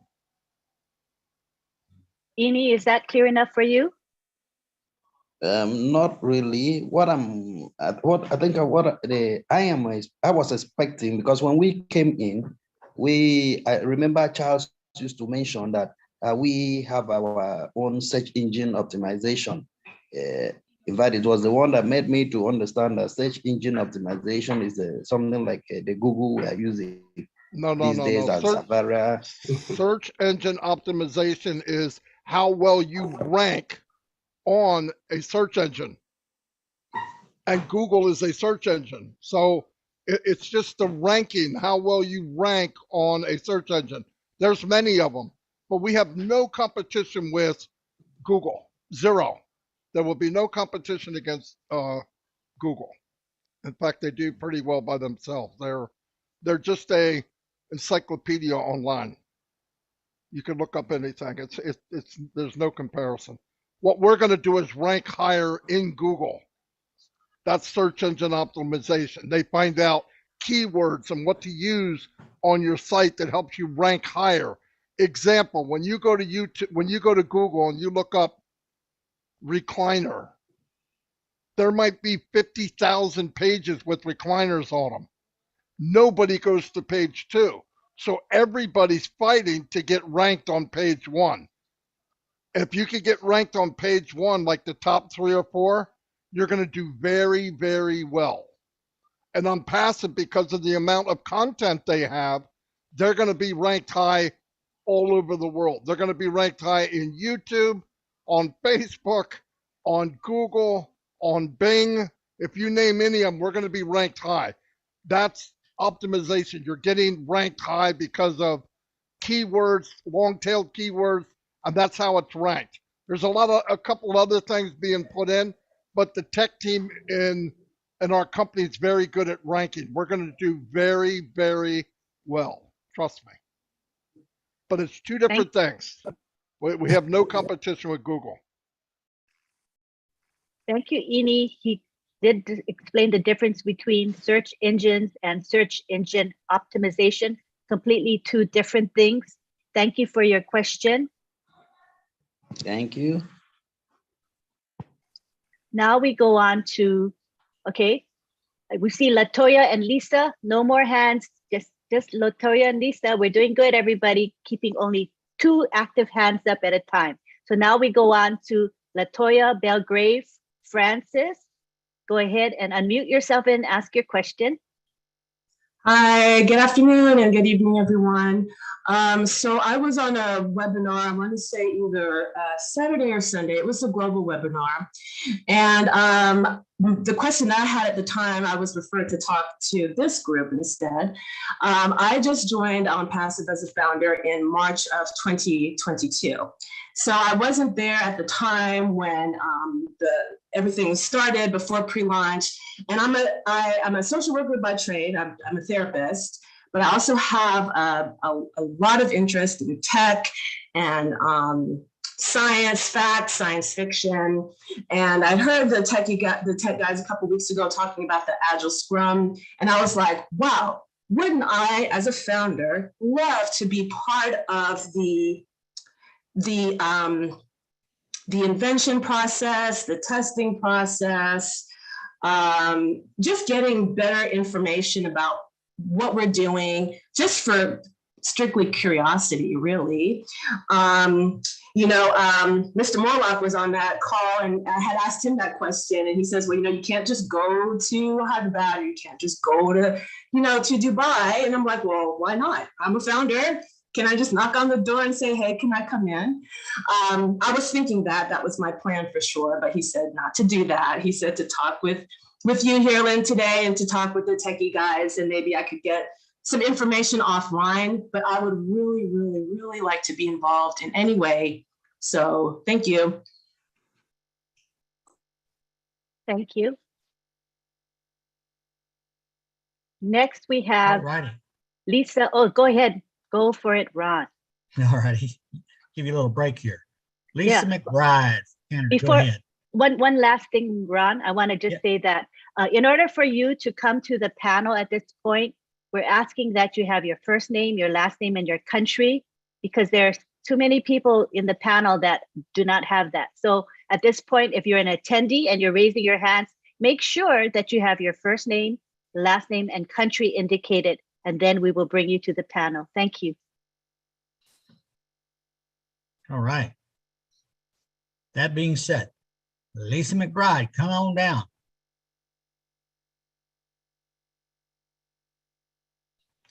Hello, Lisa.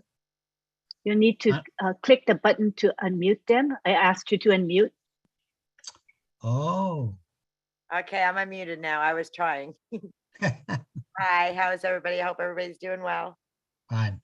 My question is, I had asked this in a previous one, but it was the wrong time to ask, is the platforms that we have now, like Facebook or TikTok or whatever other social media platforms, are they going to be interactive with OnPassive? Like, can we share from the ones that are available now to OnPassive, like you do to, like, Instagram to Facebook? We share things between them. Does anybody What do you know? think, Marty? Yes, like you would be able to do a video, let's say on OConnect, and share it on Facebook. Okay, that's what I was wondering. And be able to draw people maybe towards OnPassive. Just a thought. Well, yes, that's why I was wondering if they were going to be connected. I mean, how they're going to do it, I don't know. But like right now, there's many. You could do a Zoom on the YouTube. I mean, Facebook. You can do a live on Facebook to Zoom. I mean, there's a lot of stuff you can do now interactive. You just got to okay it and say it. You got to set up to where you give it permission. How much access we'll have, I don't know exactly, but I believe we'll be able to broadcast to YouTube and Facebook. Okay, that's what I was wondering. Thank you. All righty. Mr. Neeraj, come on back. Oh, I got to do that thing here. Let me find it.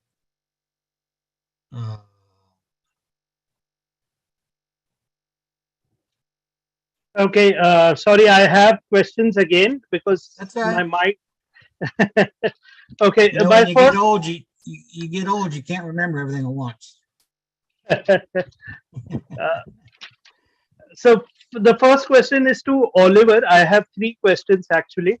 I'm asking, since I'm given opportunity, simple questions, but asking those questions, I think it would be great for the audience also. My first question is to Oliver. He said about 2 weeks and 4 week sprint. You may have covered it in earlier sessions, but I just wanted to understand in the technical world, when you call sprint, does it mean 2 weeks? Like, is it a definition 2 weeks or 4 weeks, or there is no certain sprint as such? So that is my first question. Second question is to Vincent. Vincent, about the data migration, we are talking about like in OnPassive data migration specifically. We were talking about transferring the data from AWS to some regional, I think something which went over. Uh, I think majority of which may have been a bouncer for majority of them. So if you could explain that particular part, what are we transferring from AWS to that thing? And a third thing is about testing. We are employing hackers. Now, in hackers, I suppose there are two types of hackers. One is who will damage the system, and another one would be an ethical hacker. So, if someone can explain what job does an ethical hacker do? Thank you very much. Let me go, and then I think Brother Oliver will come in. Just want to. I'll take the ethical hackers. Yeah. Okay. So I know Brother Oliver talked about sprint, and last time we explained what sprint mean. You know, in Scrum framework, you have the minimum you can have is 2 weeks, and the maximum is 4 weeks. You cannot go below or above that, then it's not Scrum. So if you follow in the Scrum process, it is just 2. Awesome, so life cycle, the way they develop software, some company will go 2 weeks. So for instance, you can set in OML or whatever component you want to build or features you want to build.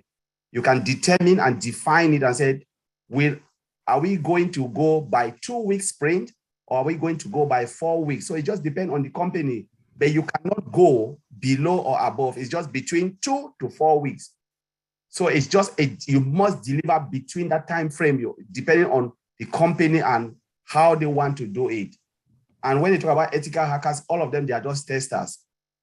So testers are hackers. So I think Bravo will add that. So testers, they hack because all what they do, they hack the system. They test to ensure that, to verify that the system is fit or is doing what it ought to do. And by doing that, you have to hack the system. You have to test, you have to write positive and negative tests. So the negative test is about hacking. The positive is about going by the functions, what they have said the system will do. For instance, if you tell me the only way you can open a door is to open it right, and if I open it left, it means the door is not working as it should. I'll open it right, I'll open it left, I'll take it up and bring it down. So I don't go by your way, I go by your way. Yes, it's good. I come back, and if the door open, vice versa, I say, no, this door is not good. And I can push it up and try to see if the door will open. So I'm just trying to break the door. That's the hacking of the system. So you try every combination, every set of combination to ensure that this door is doing, and there is no way someone can break it.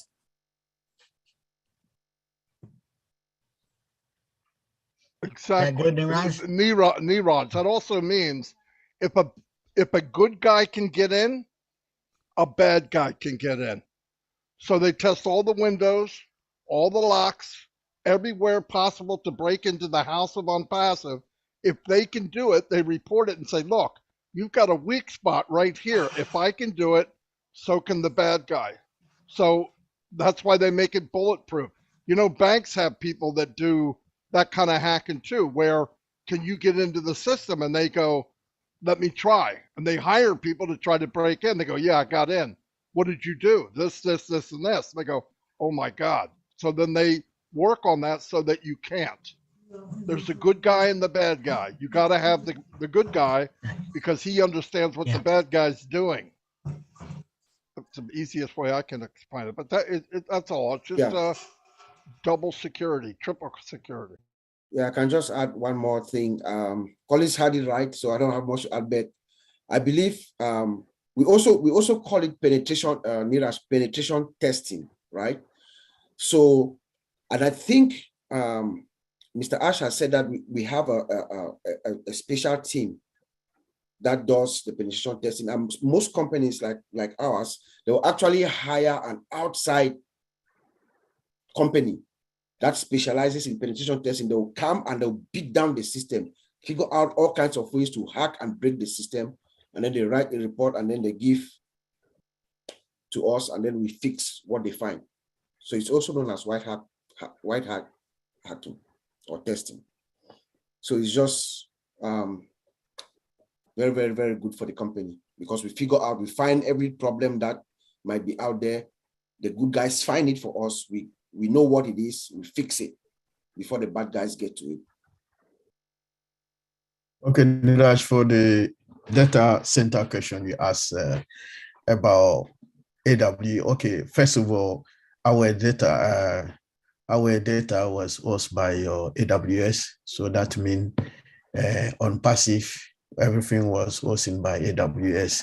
And then since this week, I think beginning of the week, we transferring what we used to have in AWS to our own data center, because our CEO said we have a new data center, and then all the information we used to be in AWS is now transferring to our own data center. So all our data is in our own data center. So we're not using AWS anymore. So this is what I said about earlier in the data migration system. I hope you answer your question. No, actually, he said that from AWS it is going to be transferred to somewhere, and then from there it is going to go to the data center. So I wanted to understand the middle person. He talked about regional something. So I just wanted to understand that particular part. Vincent. Oh yeah, for the middle person, I'm not aware of the middle person where the data center will be transferred from AWS. So it could be maybe in the cloud to the. That's what from the cloud to the cloud, and then from the cloud, and then from the cloud to the regional. Yeah, because most of when we do nowadays, when we do the migration, we need to back up all the system before we do. But now a lot of companies, they prefer to back up all the system to the cloud. So when they finish, and then they can get, if anything they need to restore the backup or anything, they use it from the cloud to do that, because it's much more easier for other, anywhere in the world you are. Once your application on your data is in the cloud, it's easy to back up. But to my knowledge, I believe it could be in the cloud. So put in the cloud, and then we can transfer to any data center in the world. Yeah, I think in chat it was mentioned multi-regional something. So yeah, he was talking about something multi-regional, and yeah, it's multi-regional, Niraj. It's multi-regional. So what is that? So what is multi-regional? Okay, multi-region is when we have a data center. Data center is located everywhere in the world. We can have a data center in US, we have a data center in Asia, maybe in India, data center in Europe. So when we work I work with Microsoft. So Microsoft, we have a multi-region data center. The data center is everywhere. Geolocalization is everywhere in the world. So where you are, if you are in India, you want to connect to the data center, you will connect to the data center close to your area. Maybe the one in India, you will not jump the one in India and go to the Europe. You will go close to the one close to your region. That's how the multi-region works. So is everywhere, every location in the world, we have a data center. So when you connecting, people connecting to the one is close to their region. That's the multi-region data center. Thank you very much, Vincent. You're welcome. Okay, that good, Niraj? All right, buddy. Thank you. Now I'm not gonna try this name, but Mr. M. Derek from Cameroon. Come on down. Unmute yourself. There you go. Okay. Greetings from Africa to the entire team. Your first name? Mamuba. Okay, I want to mess that up. So go ahead, Derek. Mamuba Derek Foche. Okay, greetings once more from Africa, Cameroon. And thanks to the entire team for the great work that they are doing. My question goes to O-Wallet. We have a difficulty here in Africa for those who are doing online business. To have a plugin for payment is very difficult. To have one that is valid for our zone, our region, it frustrates a lot of people who are into online business. And I wanted to know if with O-Wallet, will it just be for our payment in our back office, or it can be used to receive payment from online businesses and all the like from our zone? Because a lot of plugins this way, we are prohibited, like PayPal is restricted for us this way to use for online deals.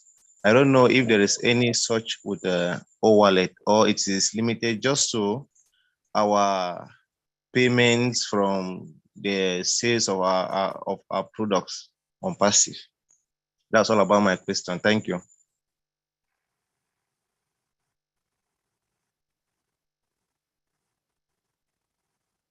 All righty, who wants to take that? Marty. Wasn't on Thanks, me. Oliver. That's a Marty question. Marty Oliver. once, Marty Yeah. twice. Marty 3 times. We do not know all the details of the functions of a wallet. So for me to try to tell you, I would be wrong, and anybody else try to tell you, they would be wrong. So we don't know all the functions. We will find out very soon, and we'll all know exactly what it will and will not do. But right now, I do not know, and I don't know anybody that knows 100% everything about a wallet. I'm sorry, I wish I did, but I don't want to pretend to know. I do not know. Okay, Good, thank you sir. very much.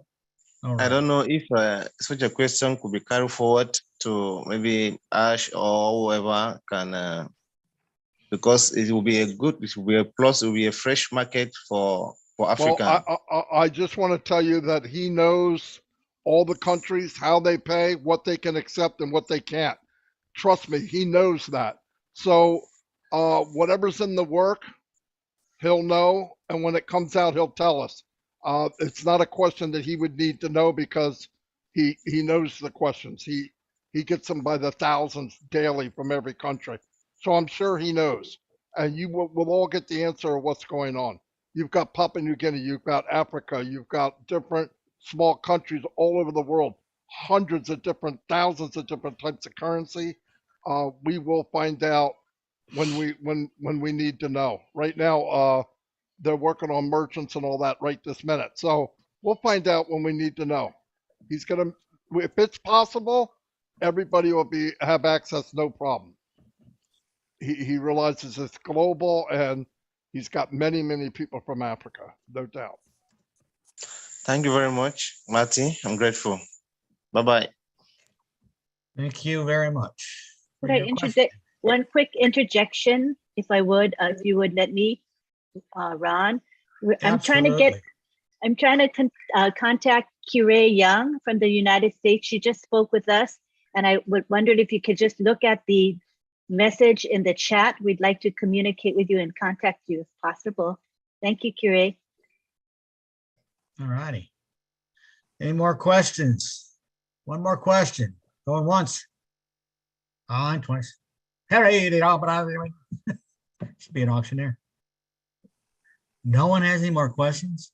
I know who has a question. Oh, Richard Lamoth in Ontario, Canada. Go ahead. Lamont. Okay, whatever.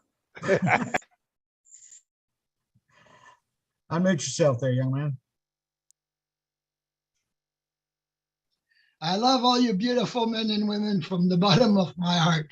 Hey, my question is going to stun a lot of people. My question is about Ash Mufara. Now, from what I've seen from the beginning, from 2018, he's got one great big heart full of love for humanity. He's a handsome young man. He has a family that's been very, very patient with him. And he's almost killing himself for us, because I can see it in his eyes that he's tired, but he just keeps on giving and giving and giving. And I'm sure that he gets in a lot of trouble with the people that are organizing with him, because he always wants to give us more and more and more and more. As he said, he's a perfectionist like his father. That's another gift, because he will not give us anything unless it's perfectly done. So does any one of you have anything else to answer my question about Ash Mufara. Do you know of any other gifts that he has besides what I said?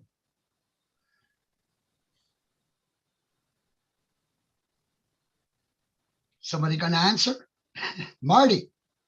Got a pretty good sense of humor. Well, he likes to tease us a lot, but that's okay. I don't know. You named some pretty high ones already, Rich. It's pretty hard to top that bar that you just put out there. I know he's an amazing human being, no doubt about it. You know, I've been sitting here for almost 4 years, listening and listening and listening. Okay, there's a lot of techie stuff. I'm learning. I mean, I'm from the 1940s and 50s, so. But you know, this man is giving everything to us. I mean, he's just amazing. I cry with joy all the time. Every time that I hear him speak to us, I cry with joy. He's an amazing man. I wish I had 1% of his brain. But I love all of you. And big kiss, big hug to all of you.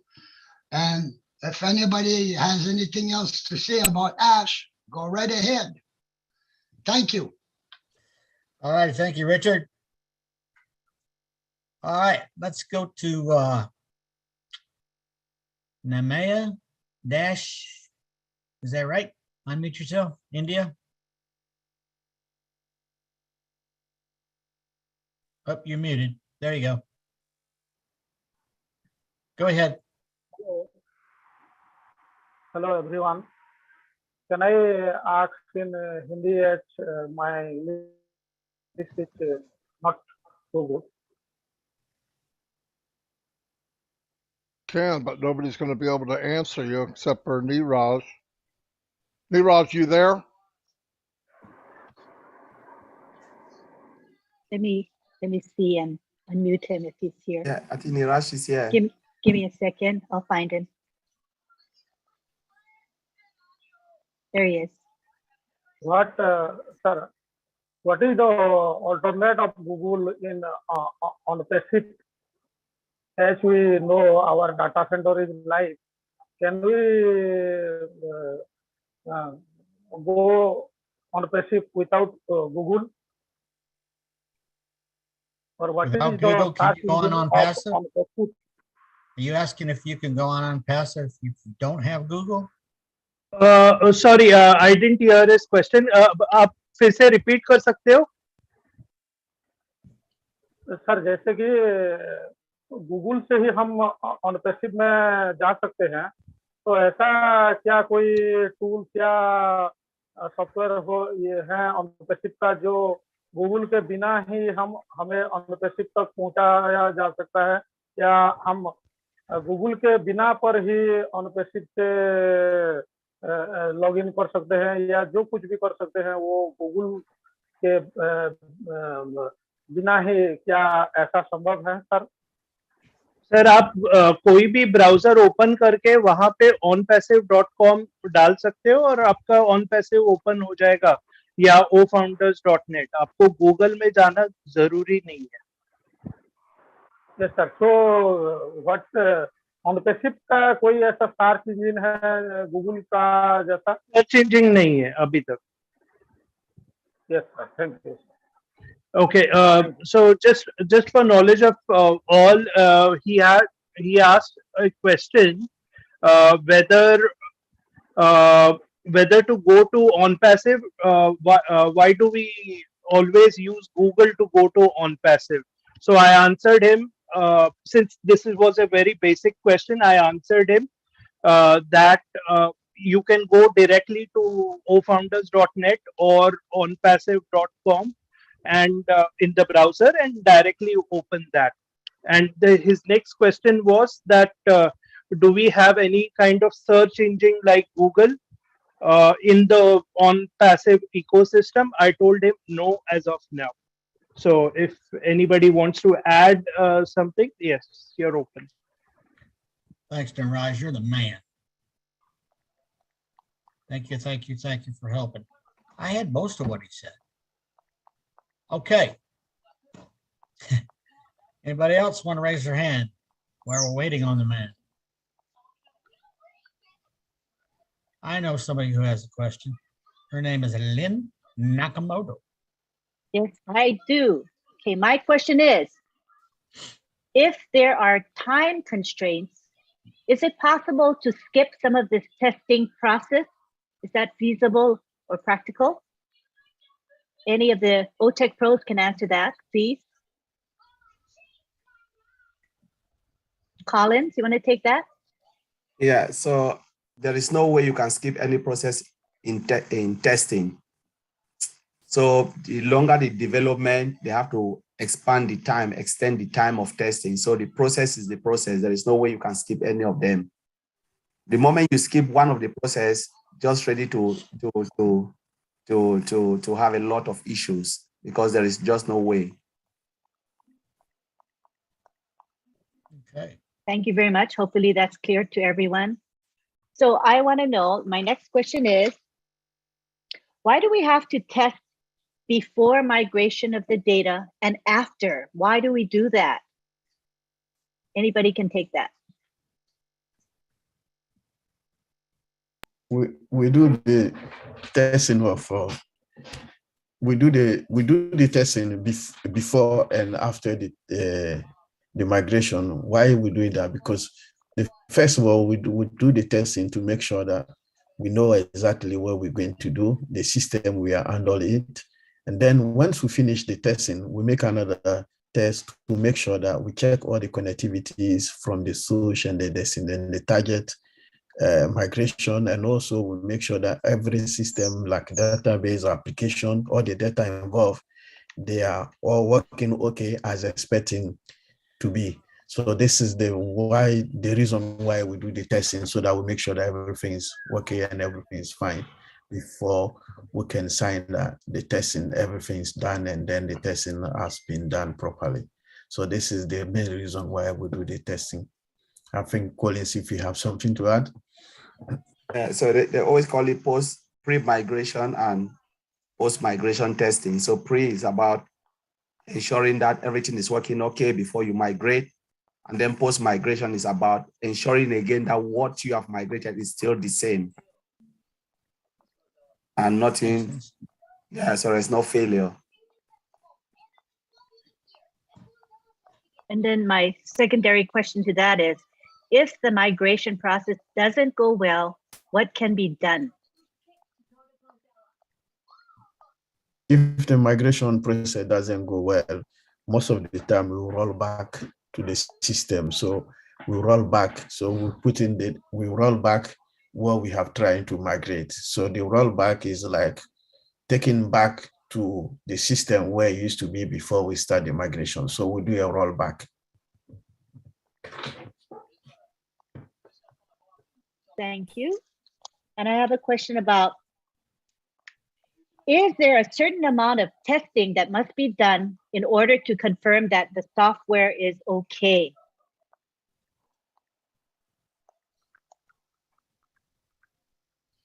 I didn't quite get that. Is there a certain amount of testing that needs to be done in order to know that a software is sufficient, adequate, okay? Yeah, so I think with that, there is no level of testing that you can do. So because, again, it is really hard to determine. So you just test. The only thing is if you ensure that the critical areas are all tested, then you are good to go. So you have like 100% critical area free of defect or errors, and then the low area. And when we talk about low area, it's just that area that, you know, whatever happened, it will not break the software. We can do without some of the area, without the issue. Though we know the issue, as Oliver said, that we can do without it. So we're talking about 95 to 100% free of defect. But there is no level of, there is no level that you can say, yes, this is sufficient. There's no sufficient testing. Thank you very much. Are there any other questions from the gallery today? Any questions pertaining to the topic testing or related issues to testing?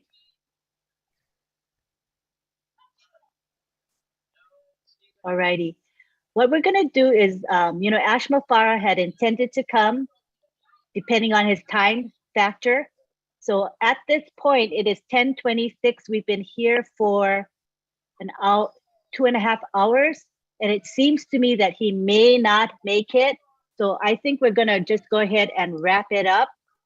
Any final words from our OTech pros? Bob, Oliver, Collins, Vincent, before we wrap it up.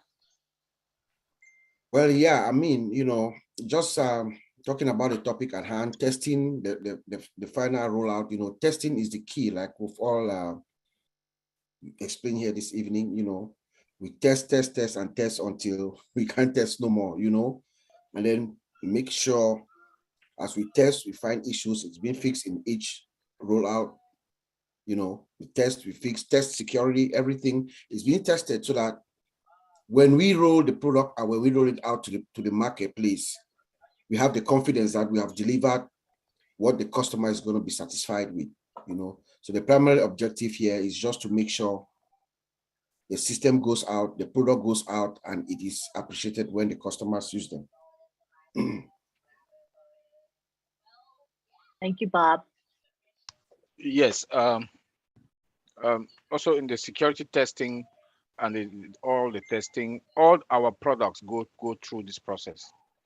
So we should understand that when the CEO comes and tell us that that, we should understand that it's all process.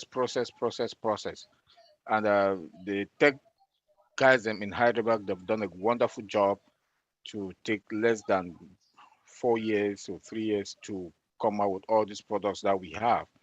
And it must go through all this testing. After they've put all these components together, it must go through this testing.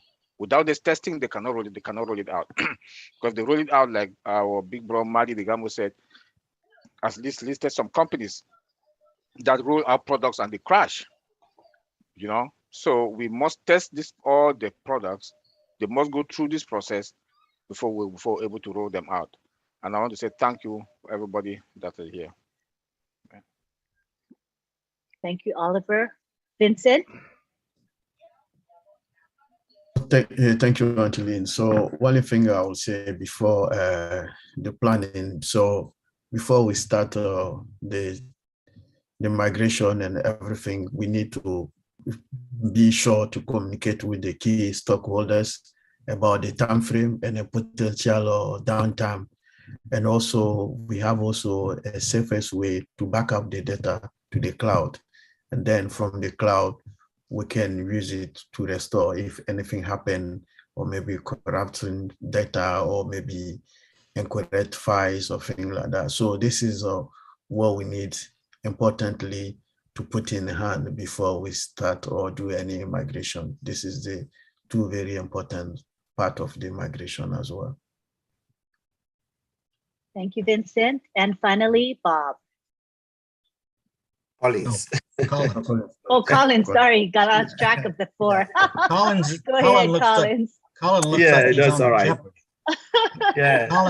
Colin looks like he's on Jeopardy. He's got his hand up there to hit that unmute button. Yeah. Go ahead, Collins. So I just want to thank everyone who attended this show, Friday Night Live. As we said, it wasn't. I hope we deliver what we've tried to deliver, some of this information. So if you don't get it, don't worry. There is no exam here for you to pass. It's just educative things. So we just come to just pass information for us to really appreciate those guys who are building the software on our behalf. And we just want to assure everyone that testing is the key. Testing is the key to any company. If there is no product, you build any product without testing, you are bound to fail.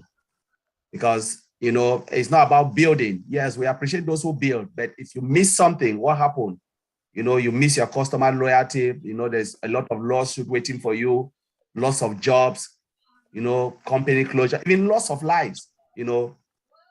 Just imagine everything now is computerized. So a lot of things can go wrong if you don't really test properly. And that's why I always said, when it comes to OnPassive, testing is the key, especially for a company to hit this market. Company that's a startup company that the world is waiting, like OnPassive. We cannot go wrong. As Mr. Ash Mofara always said, we cannot go wrong. Everything must be at least perfect for us to hit the market. And once we hit the market, game over. So I just want to thank everyone and see you again, maybe next Friday night live. Thank you. Thank you so much. And finally, we would like to allow Marty the floor if he has any parting comments or words. No, not really. Good night, everybody. Thanks for coming. I talked enough, that's for sure. Yeah, problem. Thank you. Wait. I'd like to say something.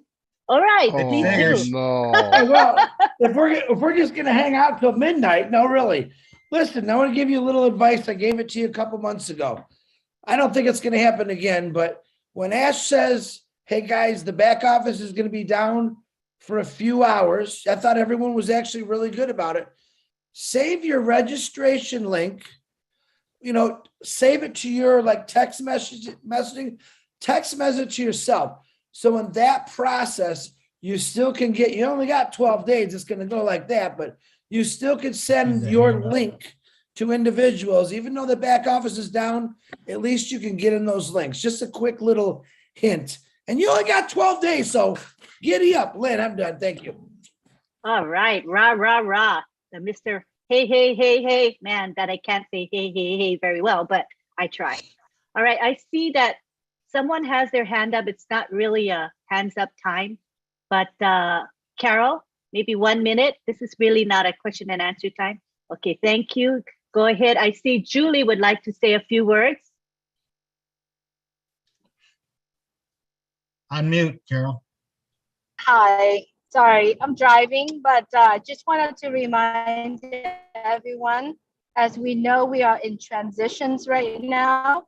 So if you registered a new founder, or if you not happening, Julie, you're going in and out, so you'll need to turn your video off. Julie, turn your video off, please. Can you hear me? Is it much better? Much better. Go ahead. Awesome. Thank you, Lynn.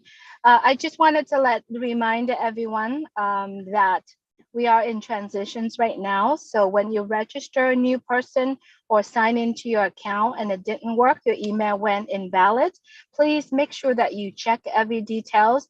And if it doesn't work, please don't be panic. Just keep trying and be patient. And if you recently sent things in, and keep trying, and if it went through, let us know that you are all good, that you are all taken care, so that we can clean up our list on our end as well. Great job, all the tech po, and Lynn and Ron, thanks so much for doing this. Thank you, Julie. Thank you for all you do for the company. And thank you for always helping Marty. Marty always says how much you're a crucial part of his task that he has to do. You're a big part of it. He appreciates you very, very much. Thank you, Julie. What were you going to say? Yeah, you're welcome. I was just thank you everyone for praying for myself, for Marty, and a lot of prayers out there. It really, really helped. We really appreciate it. Thank you so much. You're welcome. Prayers do work.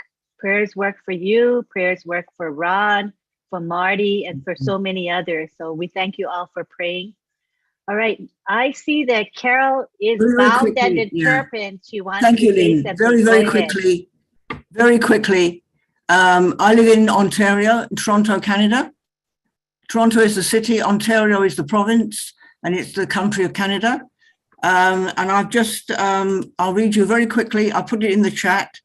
In 2011, one of our, in our Harper government, that was the Prime Minister, the Minister of Ontario, they contracted IBM to develop a new payroll system for the federal government.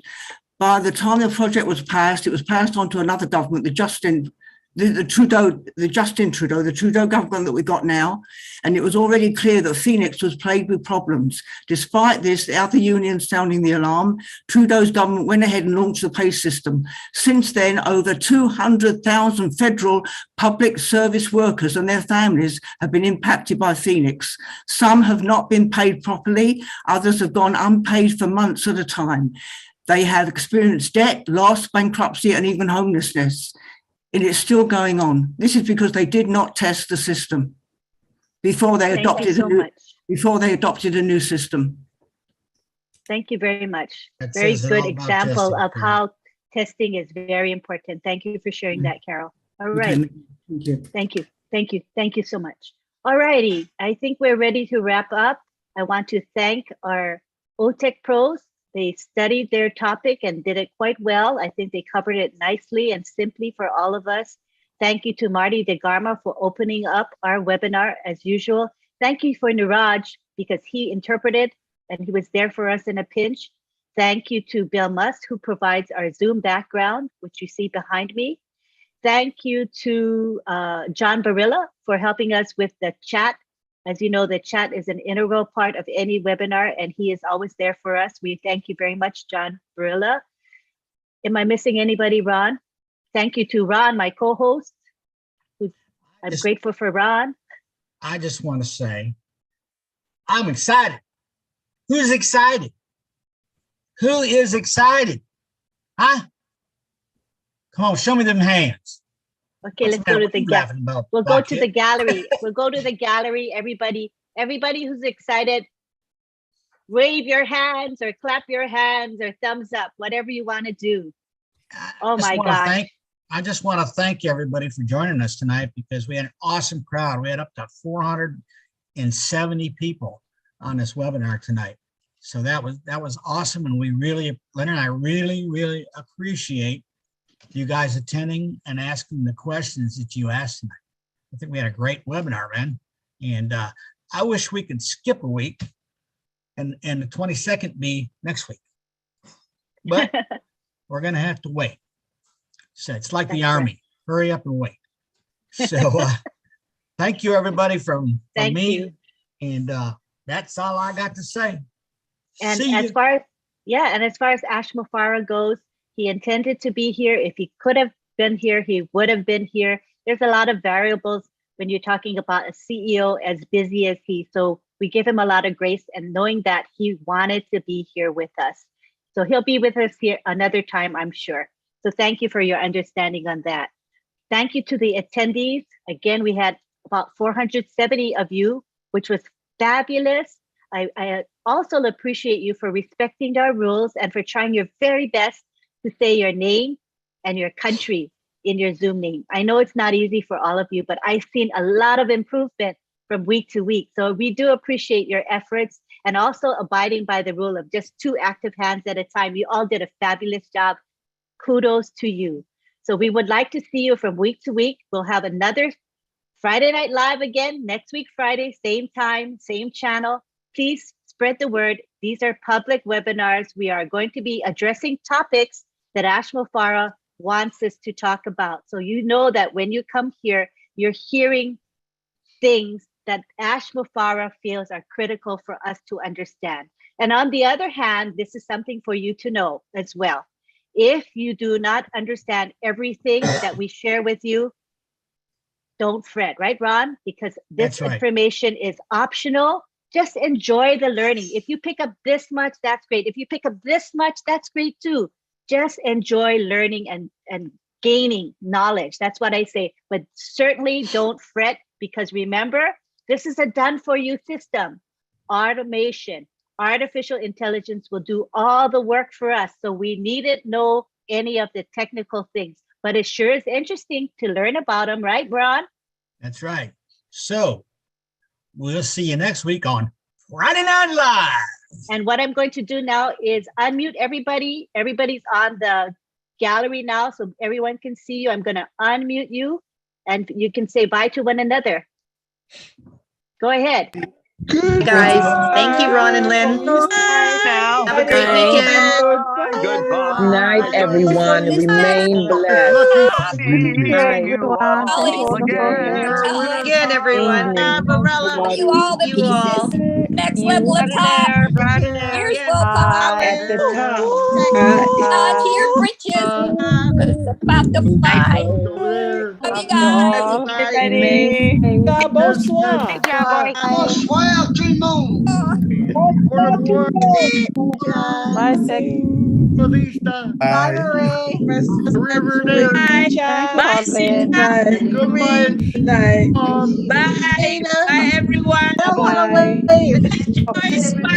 Bye, lovely people. Lily Lane. Aloha. Be blessed. Yeah, he left out the aloha. Hey, there's Richard Lamotte. Well Good job, John. Going to the top. Baby, you are all I love you. Thank you, Vincent. Great job. How to go there, Bob? I see it's not even lighting up. Good job, Hey, that data center is really fine. We are very proud of you. Bye. Just telling everybody bye. Hello.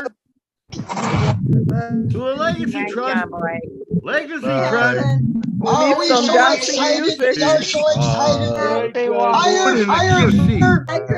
Legacy trust. Nobody wants to leave. Nobody wants to leave. So I have to do the same again, huh, my friend? And bye to each other. Hey. Greetings from Papua New Guinea. Love you all. I love you all. Flock of eagles. Ash is an eagle. Good night, everyone. Good night.